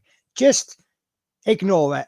It's a load of junk, and it just does. We had somebody. This is what's really funny is that YouTube has a 200 character limit on live chat. If you type a comment with more than 100 characters, Streamlabs jumps in and says, "Please refuse from leaving long comments." And it's like, no, my limit is 200 because, and if I could get round it, my limit would be whatever you've got to say. If you want to write an essay, you can. So yeah, just tell Streamlabs to bog off. Hi Brian, hi Dom. Yeah, and I won't take down bad comments because it shows that. Totally agree. Totally agree. But I think if someone leaves a bad comment and you can deal with that intelligently, it actually makes they have made your channel look better. But yeah. Hi Peter. That's interesting. Mod tools allow you to choose timeout on Streamlabs. Not sure what would happen if clicked. Yeah, it's basically, if you get timed out by Streamlabs, please accept my humble apologies. I've got to look into that. Hi, Got Fuels. Just got no interest in the build, to be honest, and taxing on his site. That's about the Titanic. So Got Fuels says, hi, Teresa. Hi, Tash. Teresa says, so does that make me Natasha? Knowing how my brain works, that probably makes you Mike. You know what my brain is like. Natasha and Got Fuels, I'm here. So Terry Hobbybunner knew him through his live streams. Rest in peace. I tell you what, I will do it. It's a little bit embarrassing. I don't think it was my greatest work, but I'll play it anyway. That's if you don't mind, you two. Streamlabs other night got hammered. Yes, it really did pick on you, didn't it, East Coast? Just for every comment you were making, Streamlabs was coming back with, please refrain from whatever. East Coast got picked on. When I shared Brian's stream on here, every word it said typed in. Yeah, that's it. Yeah. No Penny, as a mod, we can time out Streamlabs. Be funny if you time out Streamlabs, won't it? I'm hoping to put my unboxing and rant video up tomorrow. Oh, do you know what? I've got one of my. I think it's my Lancaster, one of my future Lancasters. I had a right old rave. And I wasn't even addressing something to do with a Lancaster. Because obviously the crowd that I'm hoping to attract on my Lancaster video is both of the Harshette builders and the scale model builders, because it's a comparison between the two. And someone had posted on the Eddie Stobart. I've built it now, but they were complaining about one of the issues. It's two bars this long with a little connector and a couple of screws. And you've heard this a million times, haven't you, Scott? Oh, it's not worth the price we paid for it. Yep. Now, my rant was, have you seen my Eddie Stobart when I got the cab? This hunking great big bit of metal. Did you see anywhere where they said, oh, that's a lot of material for the price we paid? Maybe they should have chopped it in half and given it to us in 2 issues. There was a similar thing with the Ecto 1. So when we built an Ecto 1, we received a pack where it was like 2 slivers of plastic. It made a sun visor. Yes. And it was like 2 slivers, and everyone lost their minds. Like, I can't believe it. And I'm like, hold on. I'm like, 2 months ago, we had a box that was big enough to fit television in that had the frame. So in 1 month's pack, we had these massive, great big pieces of the frame of the Ecto. It was huge, weighed an absolute ton. I'm like, no one was saying, I can't believe we only paid £10 for this. Not one, but the second it doesn't work. Did anybody complain about getting the bonnet for 99 pence? No, So no, I mean, it's the way it is. There's going to be loads of that in Lancaster. There is going to be yes, tiny little bits in Lancaster. but you're getting them already. There's going to be issues where you're going to get a propeller. That's it. Not the motor. You'll just get the propeller. See, I remember this about the Jaguar. The first wheel we got half of the spokes in one pack, in one issue, and then the other, because you got 2 rows of 2 spokes, so you got 4 rows. I think the third wheel, the wheel came as 4 different issues, so they actually dragged it out. Yeah, and I think that's a bit more of a genuine moan because of what you had got. You got the issue, you got the wheel in 2 issues. Now they're spreading it out over 4. I think what's going to happen with the Lancaster, genuinely, and this might affect the way you're doing your videos, is I think the actual plane itself will be complete in about 65 issues. Really? And the remaining 45 issues will be the base. No, because the Spitfire base, that was done in 6 or 7 issues. But this has got the Lancaster base has got the dam, the water, all of that going with it. Spitfire base, the Spitfire is bigger because it's 1:18 scale. Bear with me one sec.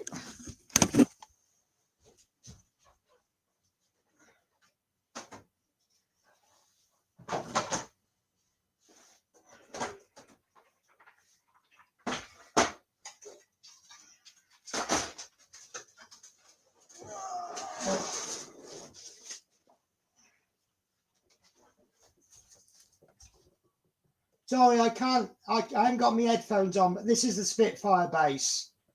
That is big.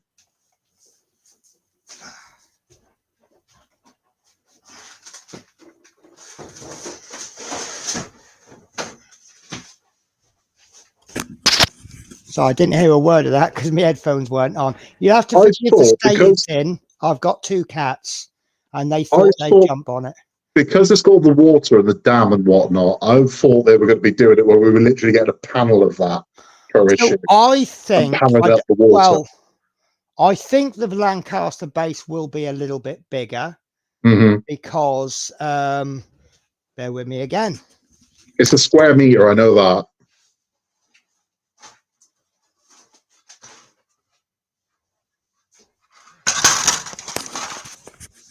So this is the approximate width of your Lancaster. Yeah. So this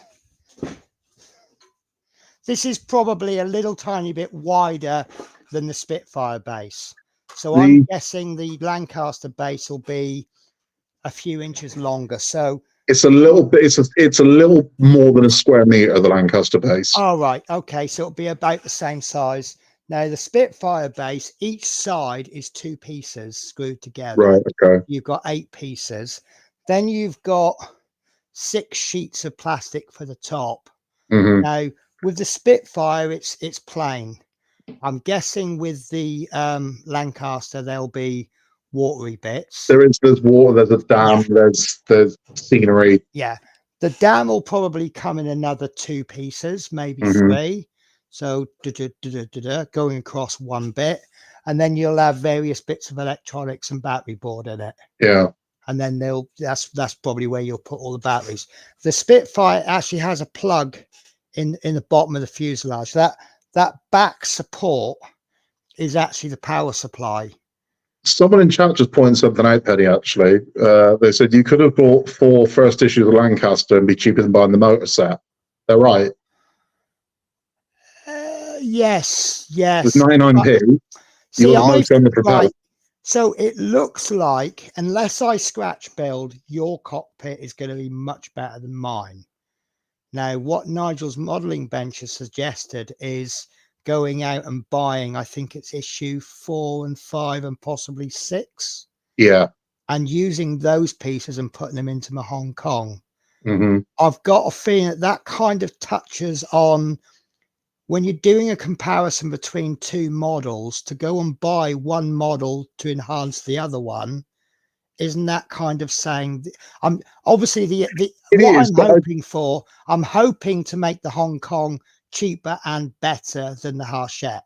it is, but for me, I think the fact that you can get the propeller motor for 99p and the wiring Yeah, on issue 1, it would make sense to buy 4 of those for £4, and you've Yeah. then got all your propeller motors done. yeah, And then all you need to do is buy the issue that comes with the PCB yeah. to make the propellers work in sequence, and it's all done. You don't have to mess around with And get the Arduinos or anything like noise. that. It's all You know done. what? Yeah, I think you're right there. I've just spent 200 quid on all the lights and stuff, and maybe I could have done it. Because see, Yeah. I looked at it as I could do all of that for cheaper. I mean, I can sit here and buy the bits. Oh yeah, and solder definitely. them, I mean, it's but for the propeller engines. The fact that one comes with issue 1 at 99p means you can get 4 of those for £4. mm, So you've kind of got your propeller engines done. I mean, even if you're using the Hong Kong propellers, the actual engine that would sync up to a PCB and plug and play yeah. and do the sequence will cost you £14. Saying that, I could still do that You could still do that. because what I could do, because your propellers are metal, Yeah. mine are plastic. Hmm.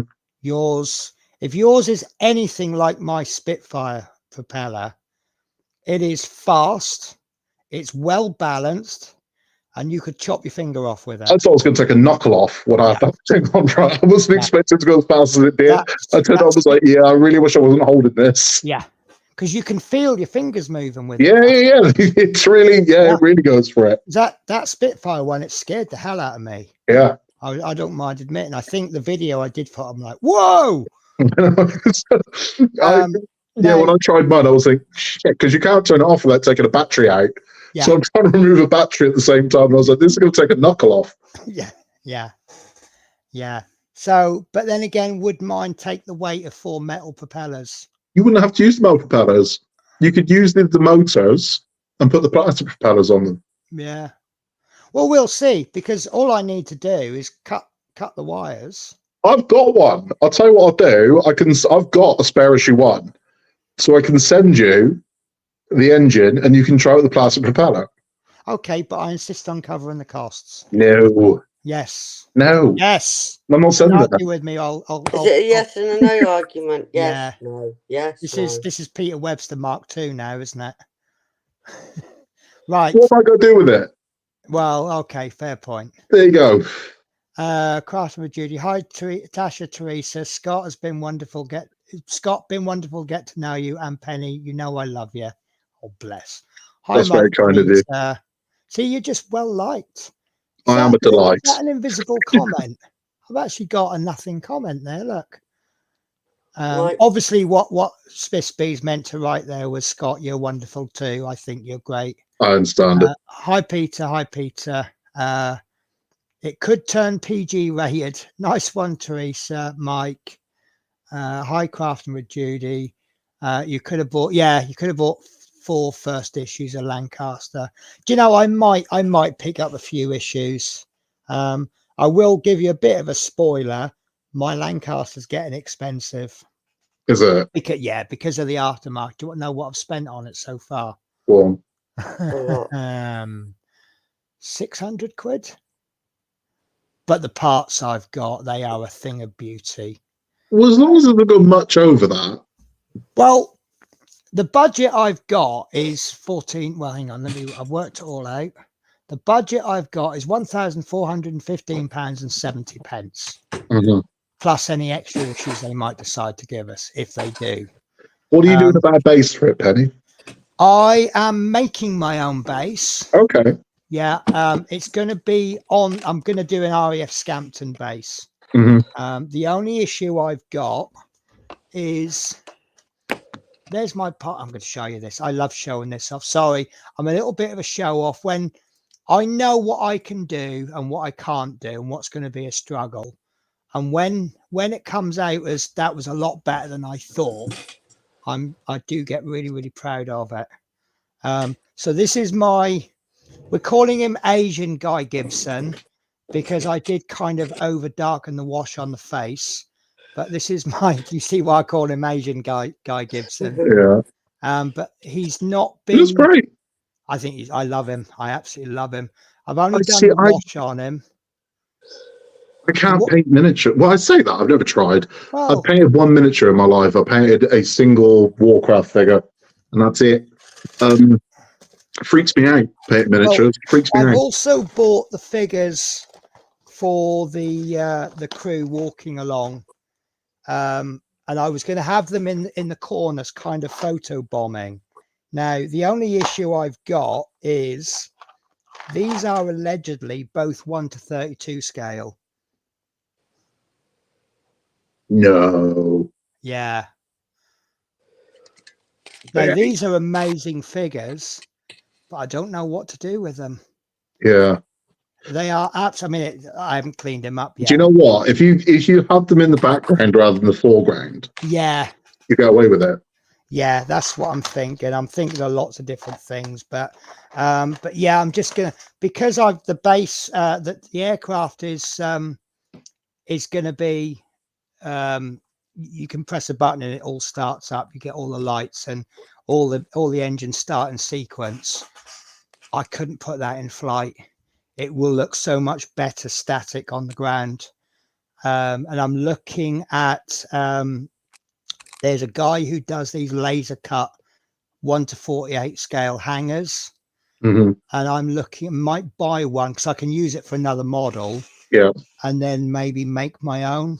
Mm-hmm. And if I can just have the front of the hanger, just the entrancey bit, and then we'll have the actual pan. We'll have a bit of grass, just a little strip on the side, and then I'm also looking at getting the little transport. You know, they took them out in a car to the Lancaster. Yeah. And then a little driver. Now, the only problem I've got is the one that has been used by a couple of modelers, and then I've watched the Dam Busters film. They're not the same. Okay. So I've got to research that more. Is the film wrong? This is what I'm thinking. I mean, I could question the film because let's face it, the dog is called Trigger. Yeah. Yes, he is. I've also found a guy that has produced a Guy Gibson and a Black Labrador figure. And I'm like, I don't know where I'm going to put it, but I've got to get it. It's absolutely amazing. So, but I mean, this model, you could really go to town on it. I could probably spend $3,000 on parts for it. So I've got to find my limit and stop. Is your bomb going to spin? Pardon? Is your bomb going to spin? No, but it doesn't need to because it's going to be static on the ground. Oh, cool. Of course it is. Yeah. But I mean, I've even bought these. These are crew ladders. They were 16 quid, but they add a nice little touch to it. Absolutely.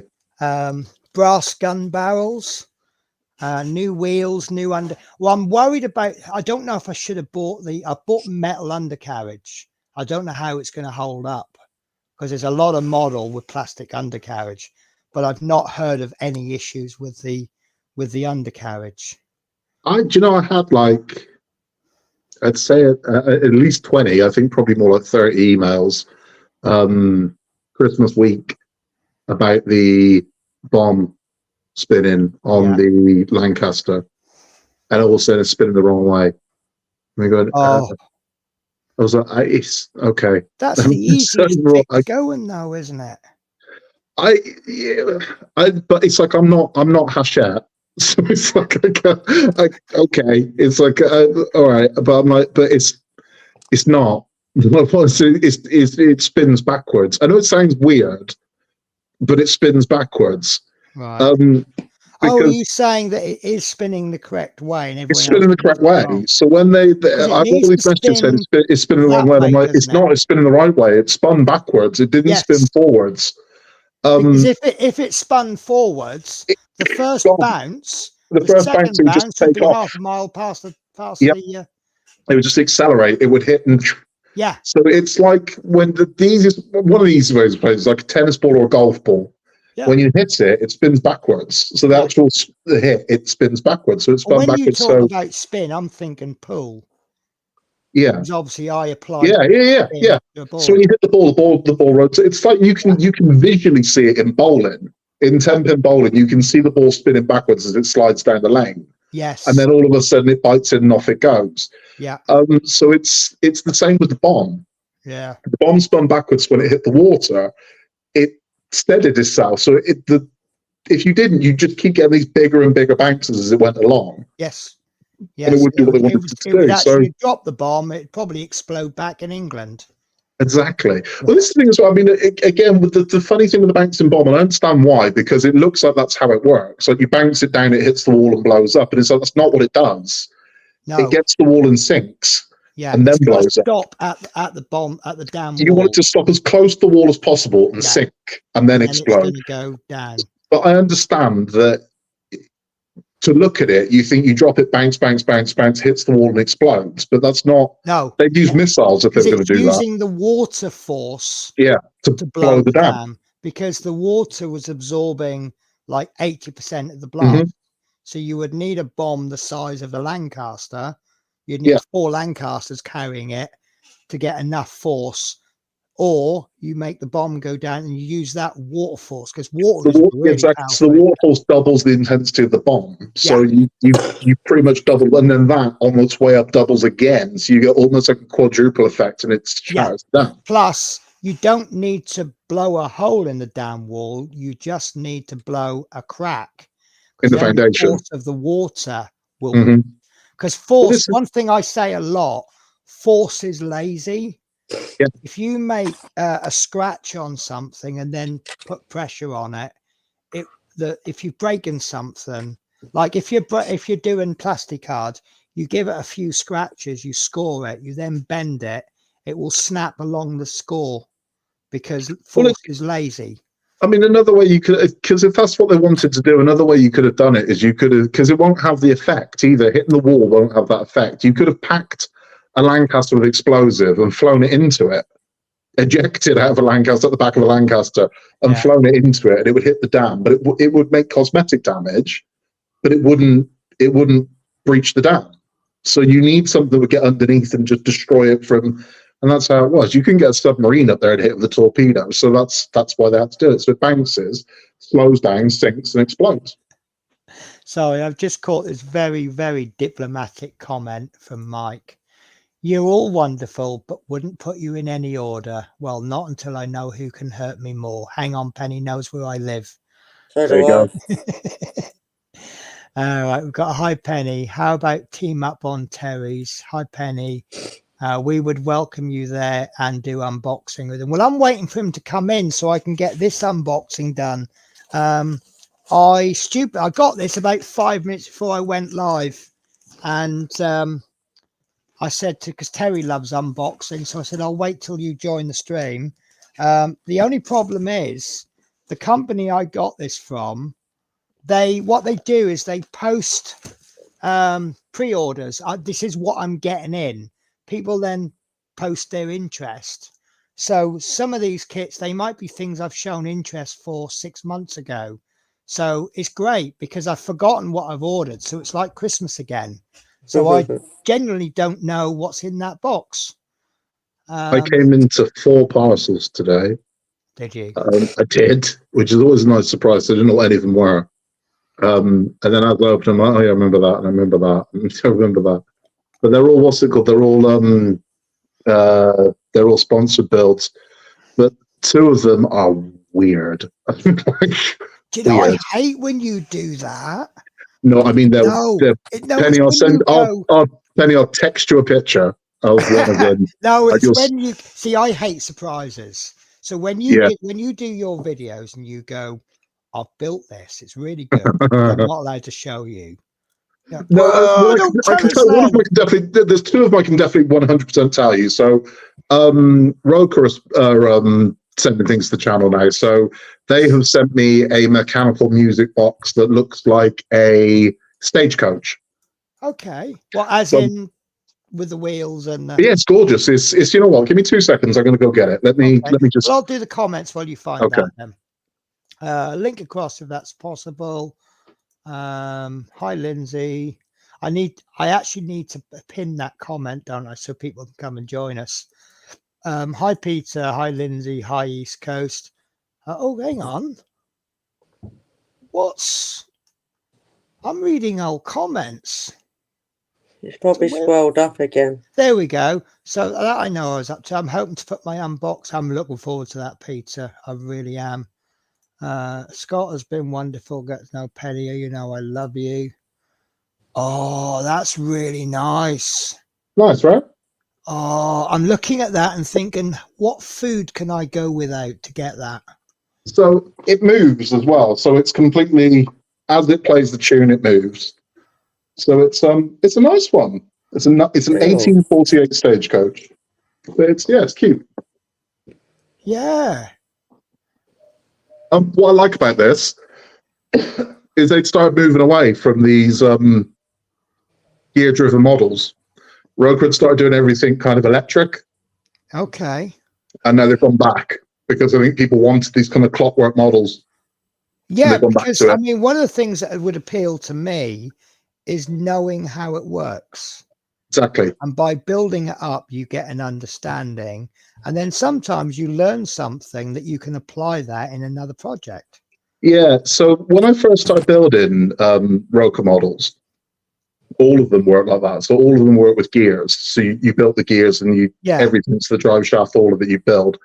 Then when they started doing the fairground models, they started introducing, it was all electrics, literally all of it. So they're all electric driven. There's some gears, Right. but it's mainly you have these electric motors that will go in. It just does all of it. So there was no clockwork to it anymore. And I think people complained about that. And they're like, we kind of like clockwork models, so give us the option. I think you've got two kinds of crowds. You've got the people who like the clockworky, all the mechanisms. Mm-hmm. Then you've got another crowd that they're not bothered. They just want everything to be electric. The comments I get more than anything on Roker builds are typically my gears aren't turning or they're sticking. And I always say, have you waxed the gears? Yeah. No. And I'm like, there you go. Yeah. Every single time I'm like, well, I did say.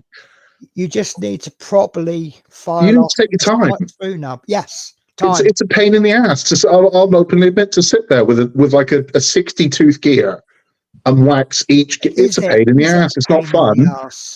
I mean, this unfinished figure has taken me hours.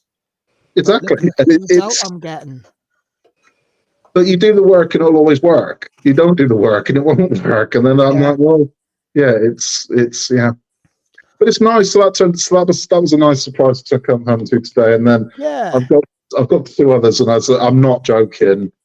Weird, and I will send you pictures, Penny, but I can't publicly at the moment on that one. But no, that's fine. I mean, you don't have to send me pictures. I don't. No, it's fine. I will, because they'll haunt your dreams, Penny. You'll be like, "What is that?" And I'm like, fair enough. it's weird. And then the other one I've got is Funhole are sending me one as well. So they are sending me. It is the latest one, and it is a farm shop, and it's really nice. Yeah. So I've got that. That's here now, so that'll be going up as well. But my big question for you is: are you doing any more of the "it came from the internet"? Yes. I hope I didn't spoil it by doing my guess on the Ed 209. No, not at all. No. I actually really liked that one. That latest one. Do you know what? I did as well. I was actually really impressed. But do you know what? I've done 3 of the 4, and they've all been quite nice. I'll be honest with you. I don't like this latest one you've done. The Slave one. Yes. The best thing about it is the way it works. So the actual 10 secretary. Yeah, I think maybe because that's kind of a subject that perhaps it's too small to get the nice detail in. Yeah. It looks like it's done well for the size it is. I'll be honest with you. It probably would have been better than the Millennium Falcon, because you would have seen the effect a lot better on that one. Yeah. But I kind of like Boba Fett ship. So I do. I love the ship. So that's why I went with that one. I think with the Millennium Falcon, it's a lot more visible. But they also do that kind of style as well with the house from Up, the balloon house. Yeah. So you get the same thing where it's kind of floating. It's a weird kind of. You've got one chain pulling against another one, So it cancels it out. It almost makes it float. Yeah. Yeah. But, you know, it's the way it is. Not every time. I mean, there might be a lot of people watching this now and going, Penny, how can you not like that? What is wrong with you? But, you know, not everything's going to appeal to everyone, is it? No, it's like the last one I'm doing it's not a pop culture thing. It's got no. It's a thing. It's just a thing. Yeah. And they were very popular in the 70s, but they fell out of popularity because of Well, it won't be a Walkman because that's changes in habit. No. It's something that I never knew this. It's something that were on tables in the 70s, tables and desks, and now they're not. And it's a functional thing. And if it works, it'll be good. It'll be useful. I can think what it is. That you can. Right. I will be absolutely honest with you. Yeah. When it comes out, if I leave the comment saying that is what I thought it was, you know I'm being honest. Yeah, absolutely. I will say next. If it isn't what I'm thinking it is, then I will put, oh, that was unexpected. That'll be our I can say it's not a Rolodex. No, I wasn't thinking a Rolodex. It's not a business card holder. And it's not a Newton's cradle. Card holder. I'm not going to say what I'm thinking because I don't want to ruin it for anybody. But no, it's not what you've just mentioned. Isn't what I thought it was. Anyway, let's conveniently change the subject. Peter Webster, if you need Arduino or any electronic stuff, let me know. I actually have tons myself. So thank you for the kind offer. I've even got more breadboards than I can shake a stick at. And check this out. Just because I could, I've got coloured breadboards. Nice. Just because I can. I've got to learn how to Arduino because I've got a kind of dream project I want to do that I'm planning on doing next year. And I need to learn how to do it. And I don't know. I would suggest you get one of these 50 projects in one. And they start off, the project one is making a blinking light.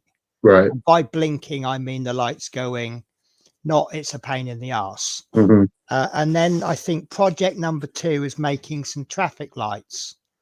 And then all the code is given to you. Yeah. And then if you're anything like me, you'll go, oh, what happens if I change that variable there? Oh, it blinks faster. Or if I change it again, it blinks slower. And it's all obviously understanding. And I actually found myself, when I did the traffic light, it isn't how the UK traffic lights work. Right. I think it's an American traffic light, you know, the way.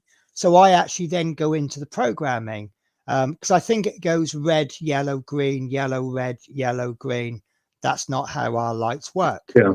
So I reprogram it so that it goes red and amber, then green, then amber, then red. And you find yourself doing this. And then Arduino's actually got their own YouTube channel with various projects. And to show you how to copy along.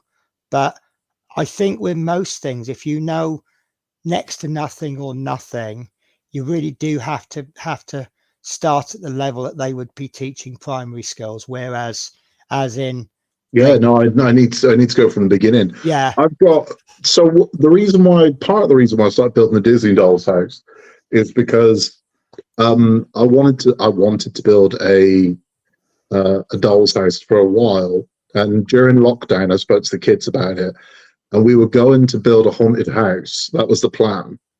So we wanted to build a doll's house, we wanted to make a haunted house, and we wanted to fill it with effects. So we wanted every single room to do something else, which is great. But if you don't know how to program the electrics to do that, how are you going to do it? So it's that. So the actual ability of the bulk of the effects in there, I could do anyway. But there were certain things I wanted to do. Like I want candles to flicker, you know, but I also wanted to go on a sequence. So it's not just a case of buying some flickery lights. I want to be able to press a button and the whole thing just runs through a sequence. Well, to give you an idea of how easy it is, I think when I first started getting into Arduinos, I was roughly the same knowledge level as Horlicks. Now I've taken a break. I've been doing other things, whereas Horlicks has been focusing on it. He is now making and selling Bluetooth units for the Route Master and That's the fantastic. Rossi. Yeah, and we started out roughly the same time. So in a matter of well, it depends how busy you are in life. You know, I know he was fairly busy with work, but within a year or so, he's got the knowledge to program most of these units. Will do stuff for you anyway. It's just literally a case of getting modules. The hardest bit is soldering them.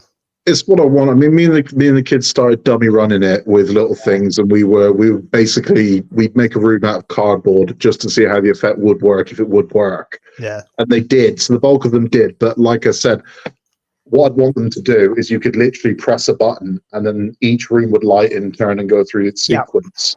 Yeah. So that's kind of what I mean. We could do it. That was why I got into them, because all the electrics is hidden down there, but all the electrics on the, and you get this with all the part works, you got to stick your finger in there to switch that on. You got to. Yeah, that's exactly it. So what I want to do is cut all the wires, reroute them to buttons on the front.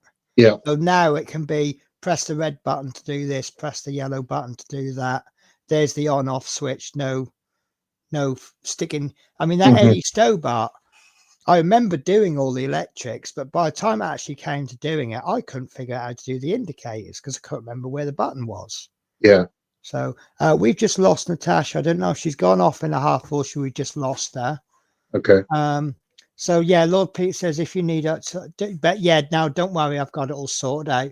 I love this from Peter Webster. You know, Mike was saying about ordering people so that, you know, it depends on if they're harmless. So Peter obviously wants to be regarded as harmless. I can only see you if I look directly at you, Mike, because I have no peripheral vision whatsoever. So I'm harmless, LOL. Way to worm yourself in there. I'm sure you would throw something and make contact. Well, this is the thing. If you throw enough things in all different directions, something will land, isn't it? It was fitted with time delay system. Oh, I've lost the context in that now. To be honest, my iPad is self-typing. Oh, my phone does that.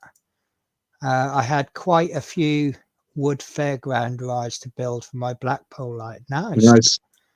Looking forward to seeing that layout come together, Peter. Use Chat GPT to write your script, Scott. Oh, never thought of that. I didn't think of that. That's actually a good idea. Yeah. But be careful, because apparently the script for that Willy Wonka experience in Glasgow was written by AI, and that's how that was amazing. I wish I'd gone. So do I. That was on my doorstep. The weirdest thing about that, why is that monster that comes climbing out from the mirror? Oh, I'm like, where's that? Charlie and the Chocolate Factory. No, well, see, apparently the whole script was written by AI. Right. And AI wrote him in, and they went with it. That's so weird. But apparently it was so bad, they have now actually officially put the thing into Willy Wonka law. It's actually now part of law because it's. Oh, that's fantastic. It's just, yeah. I mean, but they've done so many spoofs of that, and I mean, when I first saw that picture of that grumpy woman, I didn't even recognize that she's supposed to be an Oompa Loompa. And I still want to know why they called the police.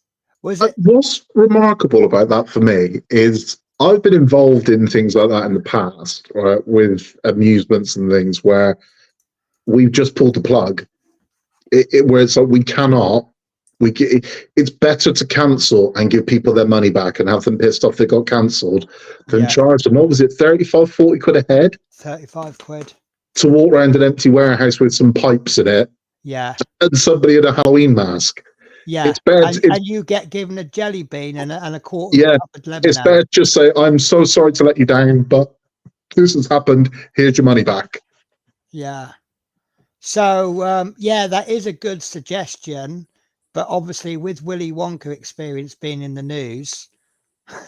But saying that, I've started using AI to write my YouTube paragraphs. Next time, if anyone watches my Lancaster, if you look at the description, that wasn't written by me. And I was really happy with that. So I'm just starting to get into this AI thing. Peter says, I'm really enjoying using Python on Raspberry Pi. You can write code for any lighting sequence you need. Phone battery forgot to put it in. Okay, fair enough. Sorry, we're not pushing you out on purpose, Tasha. I'm all right. You carry on. I don't watch film, etc., but had to watch Wonka before Christmas. Have you seen Wonka, Scott? No. It's one of those things where I wanted to watch it because it came across to me as a backstory, and I love backstories, how people became whatever they are. It wasn't what I expected, but it was actually a really enjoyable film. What has attracted me to it is it's from the same people that did the Paddington films. And right. I think the style of the Paddington movies is absolutely gorgeous. It almost seems wasted on a kid's film. See, I got the Greatest Show vibes from it. Yeah, I can see that from the clips I'd seen. I can definitely see that's yeah. But it was. I mean, to be honest with you, I probably got those vibes from the fact that they break out into song mid-sentence. You know, but it's nice. I mean, it's obviously aimed at kids. Did you know the new Joker film's a musical? No. The sequel to Joker that comes out this year is a musical. I'm going to have to watch that simply because I can't imagine that working. No, neither can I. More the curiosity. You watch films because you want them to be bad, or are you expecting them to be bad? Do you know what, right? This is the longest since I was 10 that I've gone without going to the cinema. The last time I went to the cinema was November. And this is the longest I've ever gone. I used to go once a week, every week, religiously. I'd say from the age of 14 until the pandemic. Wow, I'm really not. I'm not movies. Oh, I do see. I've got a friend I've been friends with since we were like 5 years old, and we've always. It's like a given. We know what time we're going, and it's like whatever's on is what we go and see. And to be honest with you, I would rather a film be absolutely bloody awful, right, terrible, because someone's tried something that didn't work, than bland. I can't stand bland movies where it's like, this is so dull, right? It's like it's not stupid, it's not so bad it's good, it's just mediocre. I can't stand mediocre films because I sit there bored out of my mind and think, But you see, the last time I went to the cinema, this is how bad I am, I saw the Tom Cruise War of the Worlds. Bloody hell. That's a long time. That's what, 2004? Yeah, it's be something like that. And I actually went with the intention of criticizing it and calling it crap. I quite liked it. And I thought, it was good. It had the key moments in it. If it hadn't had the eye thing coming in the basement, I would have really got upset. And what's the other iconic bit? But I like the way that they've completely changed the story, but they haven't changed it. It's the background they've changed. The worst thing I've been to see, I'd say, in the past 3 years was I go and watch the mystery movies at Cineworld. So Cineworld do mystery screenings, and it's a film that hasn't been released yet. Okay. So you have no idea what it's going to be. It might be great. It might be crap. You literally no idea. The only time they ever tell you is they will tell you if it's a horror film. Okay. Because they don't want, because it's not for everyone. So they will say to you, it's a horror movie. So we went to watch one that we knew was going to be a horror movie. And there were like 5 horror movies at the time. And we were thinking, it could be this, it could be that. And I thought, it'll be all right, we'll go watch it. The name came up, didn't recognize it. And it was called The Hatching. And it was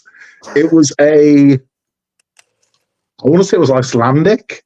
It was subtitled. I think it was an Icelandic movie. It is the weirdest goddamn movie I've ever seen. But we just stuck with it, right? We watched people en masse walking out of this movie. I've never seen it happen before. Was that bad, was it? But it was fun when it started. By the end of it, there was me, my mate Ash, and 3 other people left in there. Because everyone just kept getting up and walking out. And it was en masse. People walked out, and I'm thinking I'm watching this. I've never. There's one film I've walked out of, and I thought I'm not walking out of this one. And I was waiting for something clever to happen at the end. I thought there'll be a payoff at the end, and all this will make sense. Yeah. And it never happens. Right? Like, Yeah. that was bloody. It is the weirdest film I've ever seen. It's about a girl that finds an egg, and this weird bird thing hatches out of it, and it starts to turn into her. It was bloody unusual, really weird. But yeah, Okay. it was. That was an experience. I've never watching walked people out walk of a film, but I did fall asleep watching the Bermuda Triangle. It was that boring. I slept through it with all the noise. As I said, we're talking along. I was about that big at the time. Yeah. That's an old film. Right. Peter Webster says, you just tell the program what you want the system to do, and it will write the code and wiring details. Oh, excellent. You've got to try That's that. nice. Now, I don't know if this is a question or a joke. Do you know where Paddington Bear got to wear red wellies? Wasn't it from a soft toy? I don't know. I got a feeling I've heard this before somewhere, actually. I have. Why he wears, because when I first read it, I thought it was a joke. You know, like the what's ET short for? Because he's only got Little legs. Yeah. I don't know. Do you know what? I'm going to just bear with me. I know there was a really popular Paddington Bear soft toy, and it was a knockoff that eventually became official. And there's a really weird link to that as well. It was what's his name? It was Jeremy Clarkson's mum was making knockoff Paddington Bears. Oh. Right, here we go. Each Christmas, she would hand make a toy to sit on top of her children's stockings. And in 1971, she made their favourite, Paddington Bear. Shortly after this, her small company went into production, and she gave the Paddington small children Dunlop wellies to solve the problem of how to make him stand up. There you go. Simple solution. But he was a knockoff, and it wasn't the estate of the creator phoned them, the lawyer phoned them and just said, "Do you make Paddington Bears?" And they said, "Yep." And he went, "Thank you," and put the phone down because they recorded it. It's basically them saying, "Yes, we make Paddington Bear," and that's how they that's how they got them. On copyright. But rather than sue them, they said, "We want to go into business with you, so you can carry on doing what you're doing. They can be official, but you owe us a lot of money." That's the way they did it, so that's what happened. Last time I went to pictures was when I took Marie to see Passenger 57. 1993? 1992? Well, you know your stuff, don't you, Scott? I do. Mine was Gladiator. There you go. Oh, God, that took forever to watch that. 2000.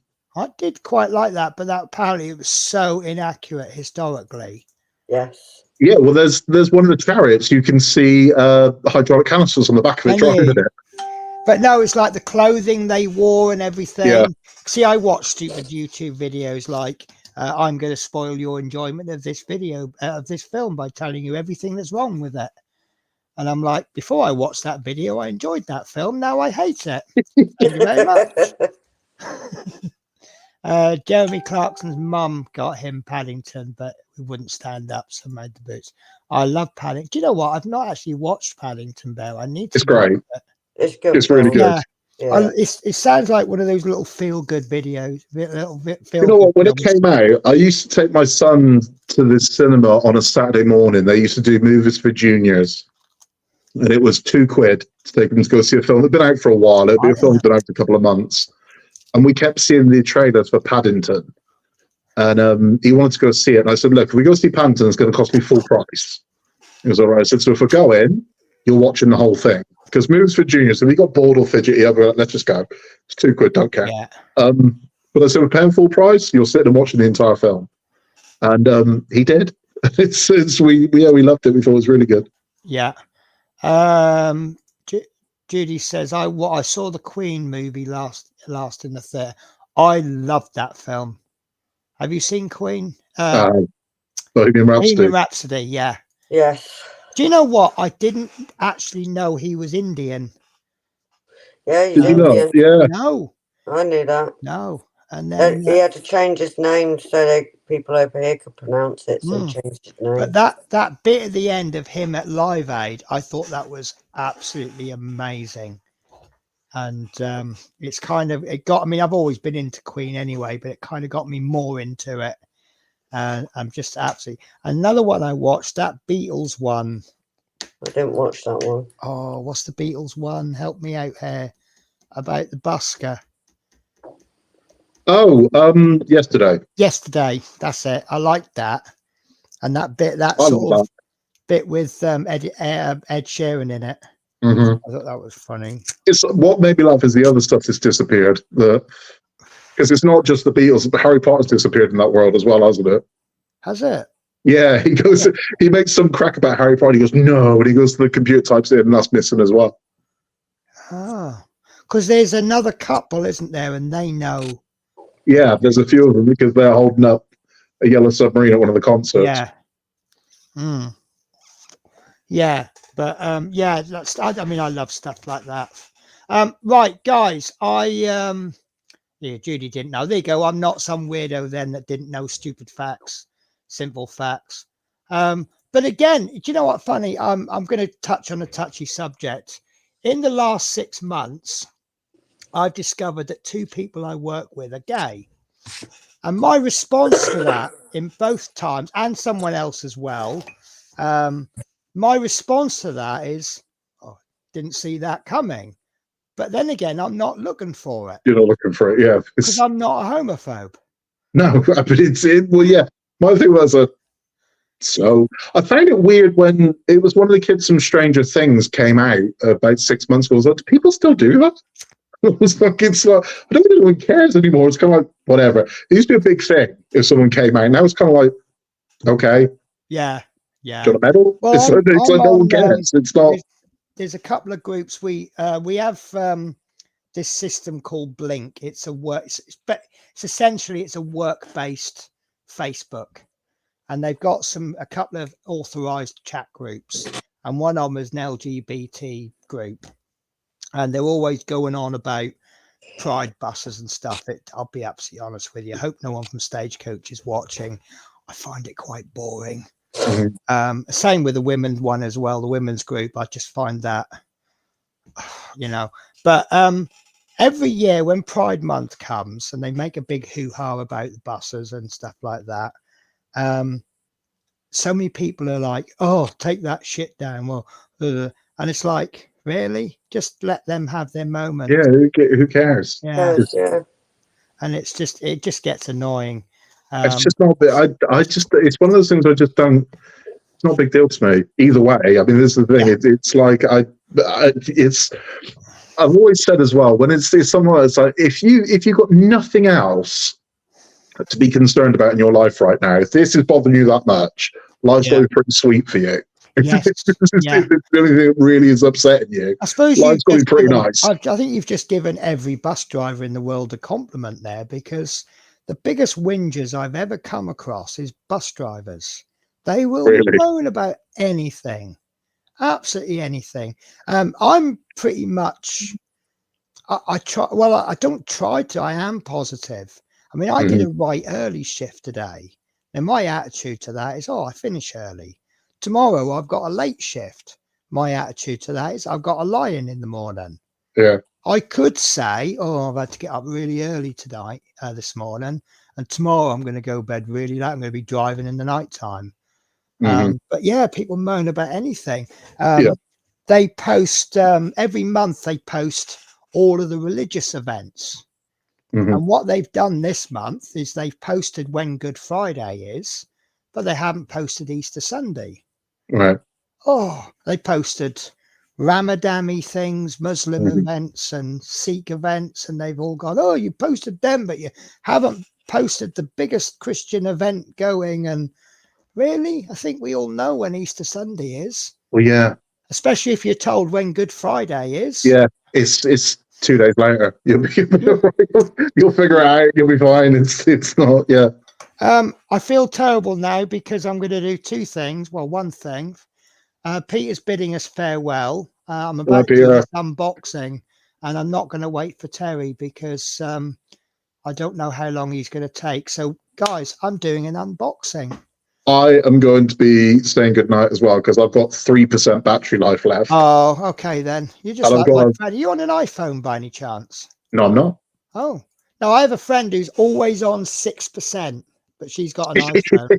It's always never 7%, never 5. Well, It's always I 6. would have been better prepared. I was streaming. I would have been better prepared. But I'll tell I you was what, on we will book you in for another stream one day. We'll Please pre-plan do. it. I was gonna do the doll's house tonight, so I've upset some people by it not being done. But Oh, I no. saw you and thought, well, no, Well, you've I'll have a upset me crack. So because you haven't done issue 6 of the Lancaster yet. I haven't done issue 6 of Lancaster yet. No. Well, I've had listen, to take do that as a joke. You do I've- things at your what time. it is. I've got just hordes of angry ladies at the moment that want me to finish the doll's house. I'm like, I swear I'll get up to date. So I'm nearly there. No, And it's like, right. I'll tell you something quick, funny, before your battery runs out.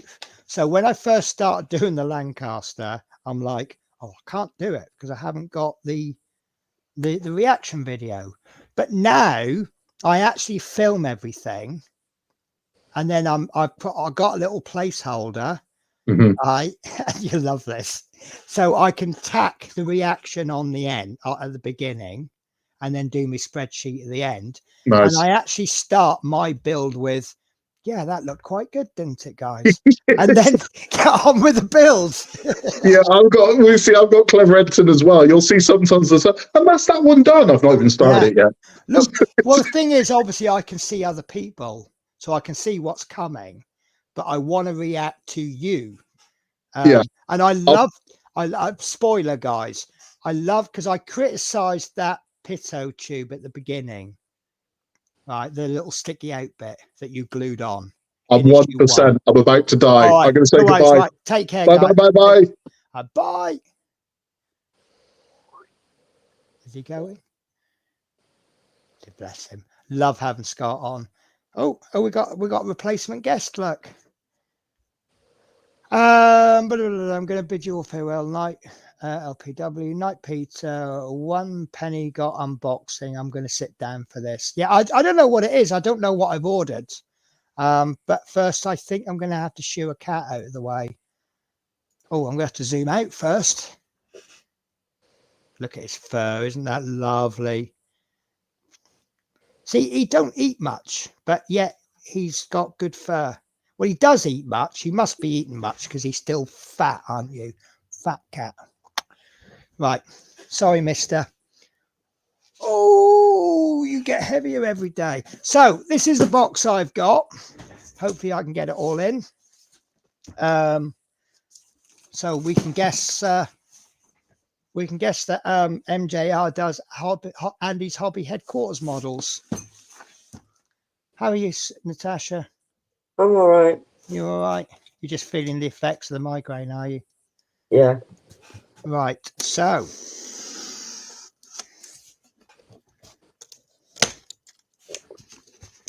I do apologise to Terry, but you can watch the rerun.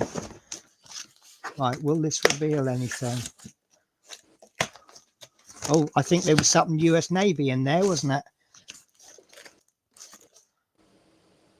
That looks a bit US Navy-ish.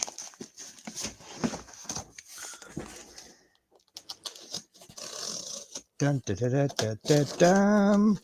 We need some kind of suspenseful music, don't we? Yeah. Drum roll. Yeah. Do you want to do a drum roll? No, I can't do it. Dun, dun, dun, dun, dun, dun, dun, dun, dun, dun. Does that work? Oh no, it's dun, dun, dun, dun, dun, dun. Right. Oh, this is the only reason we order, you see. Like, we have this joke. We always post when we receive our products. The joke is, I've received my coaster. Thank you very much. And you also sent me some free gifts, making out we bought this and the kits were thrown in for free. We have got a...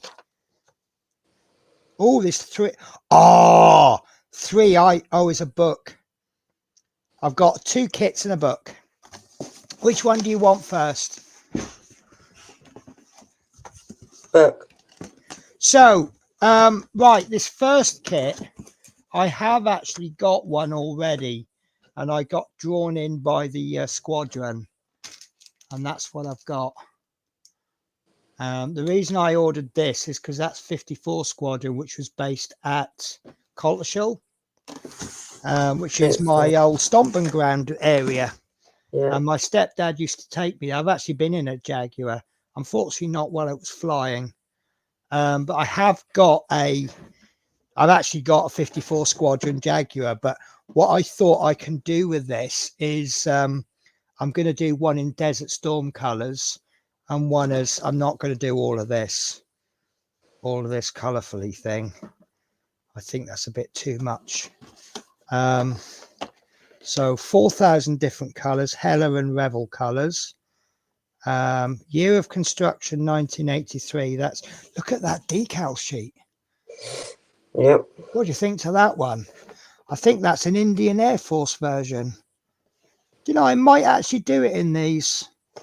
It's I guess it's some kind of special event. Might as well have a quick look, mightn't we? Also, it's a Hella kit. I don't think I've ever done a Hella kit. So don't spoil it, guys. They might be great. They might be terrible.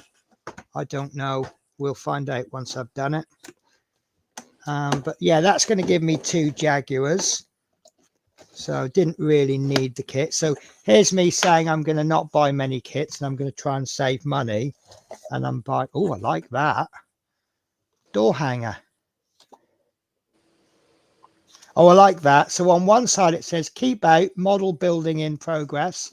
And on the other side, come in, let me show you my model kits. I might take that to the hotel with me.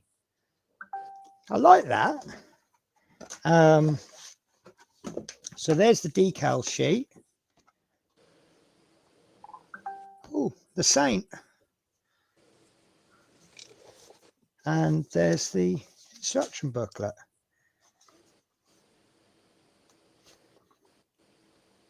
Five different there you go. That's, I don't know.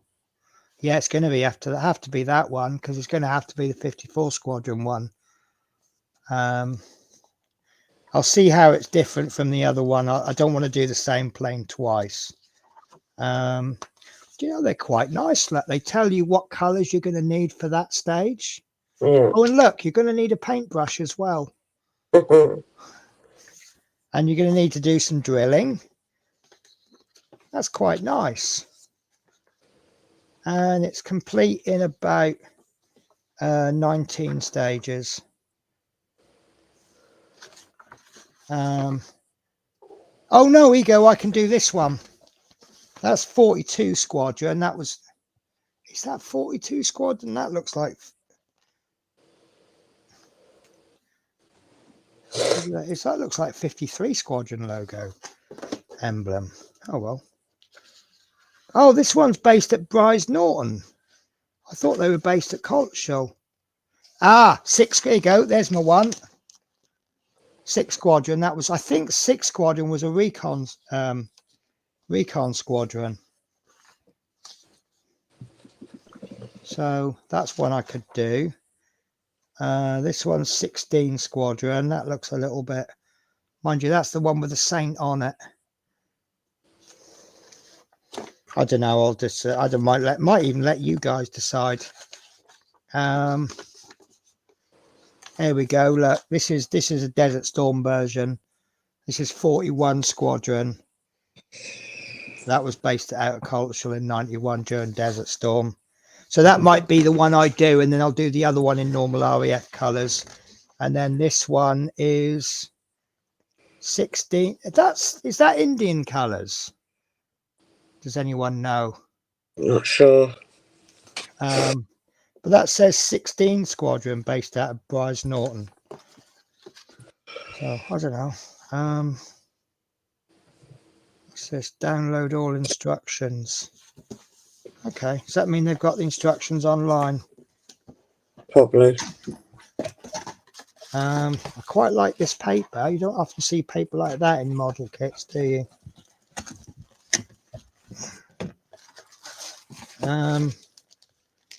glass clear pieces in a bag. I think that's pretty normal. There's the fuselage. Quite heavy, deep rivet panel lines. Don't know if that's good or bad. I suppose it depends how much you want to weather it. And I like this paper idea. The sprues don't seem to be damaged. Look at this. So you've got a sprue on the bottom with a piece of paper over it. Then the next sprue goes in. The paper's then folded over, and then the fuselage pieces go in with the clear parts, and then the next paper's folded over again, and then the books go on top. That's quite nice, isn't it? So that's my Jaguar GR1. The next kit I've got, again, this is another kit. Oh, I see what he's done. He's put the book in. Yeah, he do that. Sometimes he'll put books inside the kit. So this is the tracker, and I didn't know if I had this already. And so I ordered it, and I have got a tracker already, but I don't have this spec. So I thought that's fine. I'll go with it. Let me see the costs are. Right, so the Jaguar cost me £32.50. This was 60 quid. Bit expensive. But it looks, I mean, it's a kinetic kit. I've got a few kinetic kits. I haven't built any. I'm not going to open the bag, so I do apologize, guys. But that looks very, very nice. I need to, I say about how I love my US Navy aircraft. I need to actually start building some. But I do like that. Something about that I really like. I don't know if it has folded wing options. I like, what do you guys think of folded wings? Oh, you can do folded wings. I can't remember what was actually said about it, but there was someone who said that they don't like doing folded wings. I think it's because it hides things up. Decal designed by Fighter Town Decals. I've heard of them. Are they quite good? Right, so lastly, I'm getting into my books, and this came up. This was £28.75. Isn't that a beautiful aircraft?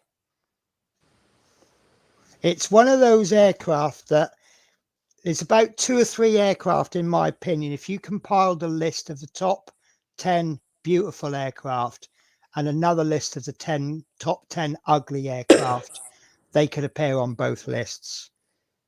But just beautiful. This is now this is, you'll find this odd, right? Something I didn't realize until about a week ago. I knew this plane was actually built around the gun, not the gun put on the aircraft. I don't know if they've got any pictures of the actual gun, but it is massive. It actually goes, see if I've got any side pictures. I believe the gun goes all the way down to there. But this is what I didn't realize until about a week ago. If you have a look at the position of the front wheel, it's actually on one side. You see, it's not in the middle. It's because they couldn't put it in the middle because of the gun. Because everything is based around the gun, not the aircraft. So, and oddly enough, I don't actually own this kit yet.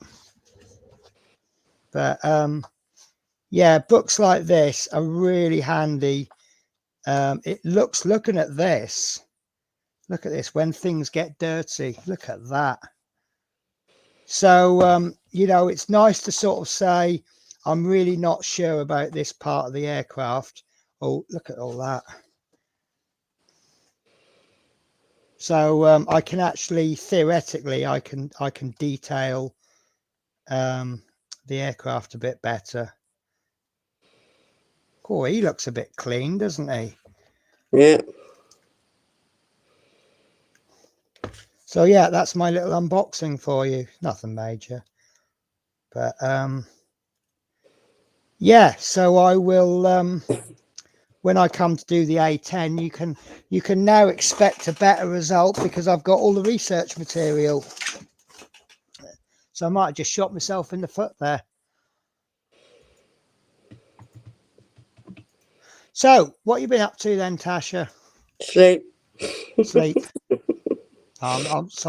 When I asked that question, I kind of meant like in the last week or so, or is the answer still the same? No, I've just been working when I can on this picture. Yeah, I've seen your here and there on streams. Yeah, I haven't been on that many this week though, I noticed. I did watch Sprues earlier and we did that 2-minute silence for Yeah. Terry Senior. And then after that I just had to go to bed before it even finished. Fair enough. So, but I haven't done a lot. No, that's fine. Birdie. Well, I did. Minnie, can say hello now. Sorry, bear with me. East Coast is saying, can you share a link for cheap kits? Why would I say no to that? Bear with me, because I don't know if I've made you moderator, East Coast. Yeah. You are already. Yes.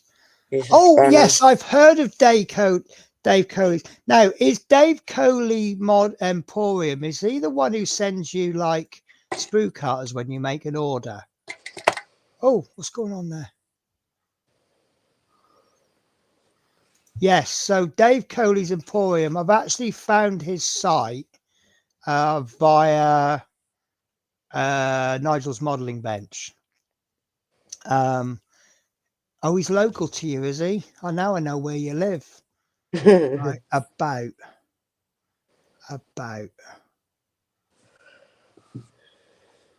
I'm going to find his address now. About. Oh, okay. Yep. Now, what am I thinking about Lincolnshire? I'm thinking RAF. I'm thinking tornadoes. Tornadoes? Lincolnshire, Lancasters. That's what I'm thinking, isn't it? Lancasters, Lincolnshire. Could be. Coningsby Live. Could be. Am I also thinking? No, because that would be Suffolk. I was thinking there's an Apache base that I used to deliver to, and I cannot remember the name of it now. And it's out. I'm sure it's Suffolk, because it was absolute pain in the butt. It was really funny because I used to deliver there as a courier driver.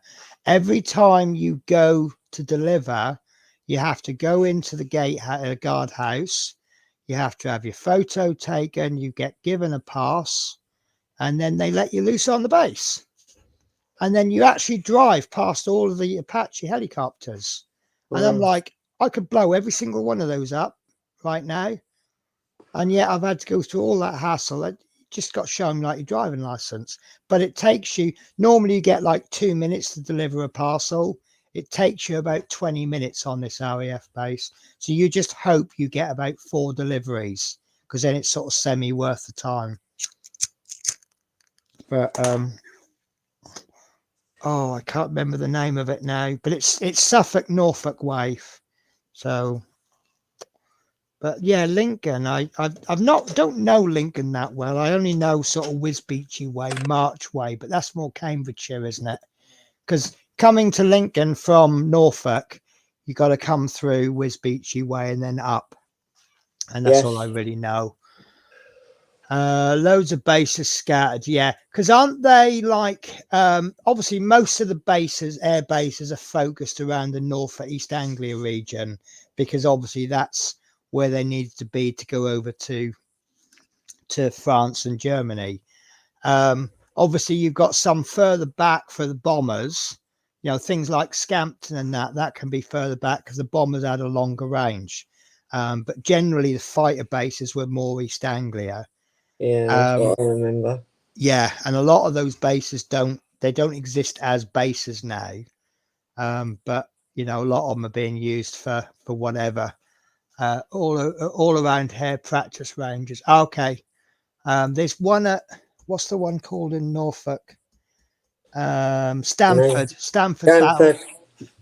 training area. Yeah. Yeah. Yeah. There's a saying at Stamford. In the Stamford area, the farmers refer to their sheep as income, but the army refer to them as target practice. Well, apparently there's a standard set of compensation if your sheep gets shot accidentally by a member of the armed forces. And apparently this compensation is so good, the farmers are like, yeah, shoot away. You know, you shoot a lamb, you get like enough money that, you know, probably more money than you would have got selling them to a slaughterhouse. Yeah. It's like, yeah, off you go. So but yeah, I've been to Stamford once when I was a cadet. We had this overnight mission. Only the older kids were allowed to do it because it was an overnight mission, and you had to get from like I think it was no, I can't remember what it was, but we were dumped somewhere and we had to get to another point. And I remember we this particular one, it got delayed by about 3 hours because one of the kids had gone missing because he couldn't read a map. Whereas the rest of us, we all chose to go as a group. So we decided we'll either succeed as a group or we'll all get lost together as a group. So, which is obviously, I still think is the most sensible way to do it. Did you do anything fun like that as a kid? I did cadets, yeah. Yeah. Yeah, I was in the cadets. Then I tried to get in the army, but my height was just below it. What was it? Do they have height restriction back then? Yeah, they have height restriction now. I thought they had a job for everybody. No, there's a height restriction. Wow. No matter what it is, you could do chef or anything, they've got a height restriction. I did not know that. Yep. See, I actually wanted to join the RAF, and I wanted to join as a chef. And I was told, because I was applying for college, I would be much better off going to college and then coming back as a trained chef. That would kind of fast track me or something. Mm. And then by the time I'd finished at college, I'd developed asthma, so I wasn't able to join up. But I'd also applied to join the Marines, and I was super fit as a kid, which was really weird, even though, you know, well, asthma is one of those things that just comes along, isn't it? Yeah. But yeah, I was super fit as a kid because the recruiting office for the Marines was on the 8th floor of an office block. And I went in and I went, oh, I'm sorry, I'm out of breath. I just ran up the stairs. And he says, really? And I went, yeah. He says, I don't believe you. I said, hang on then. And I ran all the way down, not ran out into the road, but stood the other side of the road, waved up, and then ran all the way back. And he went, bloody hell, you did, didn't you? So I actually went up 8 flights of stairs, down again, up again. And he went, well, it sounds to me like you might be fit enough. The only thing that let me down is I couldn't do chin-ups because I think you had to do like 10 chin-ups or something to be able to get into the Marines. I couldn't. And yet things like monkey bars, I've always had fairly good upper body strength. But I still can't do chin-ups. So I suppose if you keep going for it, you will eventually do it. Yeah. But yeah, I could see myself in as Private Pyle in Full Metal Jacket, you know, where the drill sergeant has to lift you up to do the chin-ups. That would be me. He'd be like, whoop, whoop. Yeah. Well done. Maybe one day you can do this on your own. Yeah. Right. Wasn't it lovely to have Scott on today? So are you doing your starry effect because it's a nice effect, or are you needing it? No, it's because I enjoy it every night. It's on think until we enjoy morning. it as well. Right, guys. So I can't think of anything else to discuss. I think I've done a nice save on the show. Actually, I was actually starting the show thinking I've got nothing to talk about. I'm actually thinking I'm going to end the show. And I was just getting ready to do it. And then Scott popped up and I'm like, right, let's use Scott. I mean, not use Scott, but, and then obviously you came back, which is people come to see you, Natasha. So we are obviously not building tonight. Our next build is going to be Saturday night. Yes. Same time. And then we are doing 3 builds next week. I've set all the schedule up. Which I can't look at because we're actually broadcasting, but I believe we've done Monday, Wednesday, Friday. I think it will, yeah. And then I'm off to London on the Sunday morning. So that means I've got to film a channel update for 17th of March. Yeah. So really raring to go. Do you know, you really got my mojo back on this Mustang. Yeah. How are you feeling about it? Mine's still sat atop TV. Well, yeah, it should be. Mine's still sitting like this. Mine's sat on top TV. Mine's more pegs than model. How's your propeller? I don't know. I have to go and get it. Let's have a look. Let's have a look. It's one of those things. It's fine if it doesn't go, but if it does turn around, it's great. Dun, dun, dun, dun, dun, dun. Yay! Well done, you. Still moves. And Yeah, that was right. Was that using new glue or the other glue? I can't remember. That was using the new glue, but because it was so close to the fuselage, I told you to glue just a little way from the end. Yeah. Because with the extra thin, you get that capillary action, so it will run down. Yeah. And the problem was, let me show you on mine, if I can find my cursor.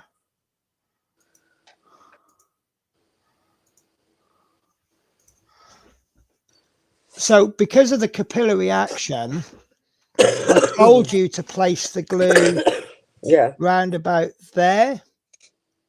Yeah, about because I knew it would run down, but if it ran down as far as that propeller, it would glue the propeller. Now, unfortunately, knowing the distance is just experience, you know, and if you'd have touched the glue there, it would almost certainly have run into the propeller. If you touch the glue there, it may not have actually run all the way down to the end. I think I have got a tiny bit not glued round about there, but because all of this is glued, it won't matter. How are you looking for gaps? I've only got that same one part at the top. Nice, nice. And I mean, obviously, if you can get everything. no gaps, that's brilliant. I tried everything to get rid of that gap. No, it's fine. We'll devise some kind of filler. So I'm going to do a little bit of a cheat, and I'm going to see how well this wing goes on, because I'm intrigued to know if it's a really good fit. Have I got that the right way around? Why is that not fitting? Oh God, you're going to love this, Tasha. Oh, that's a really good fit. That's such a good fit. I can't get it in. It sounded so wrong in so many ways. That did, didn't it? You're going to like that, Tasha. So I'll work with it. I always do. I found the red one a bit hard, so I'm sure I'm going to... Apart from the fact that that bit there doesn't want to sit in naturally, that's going to need a little bit of a clamp.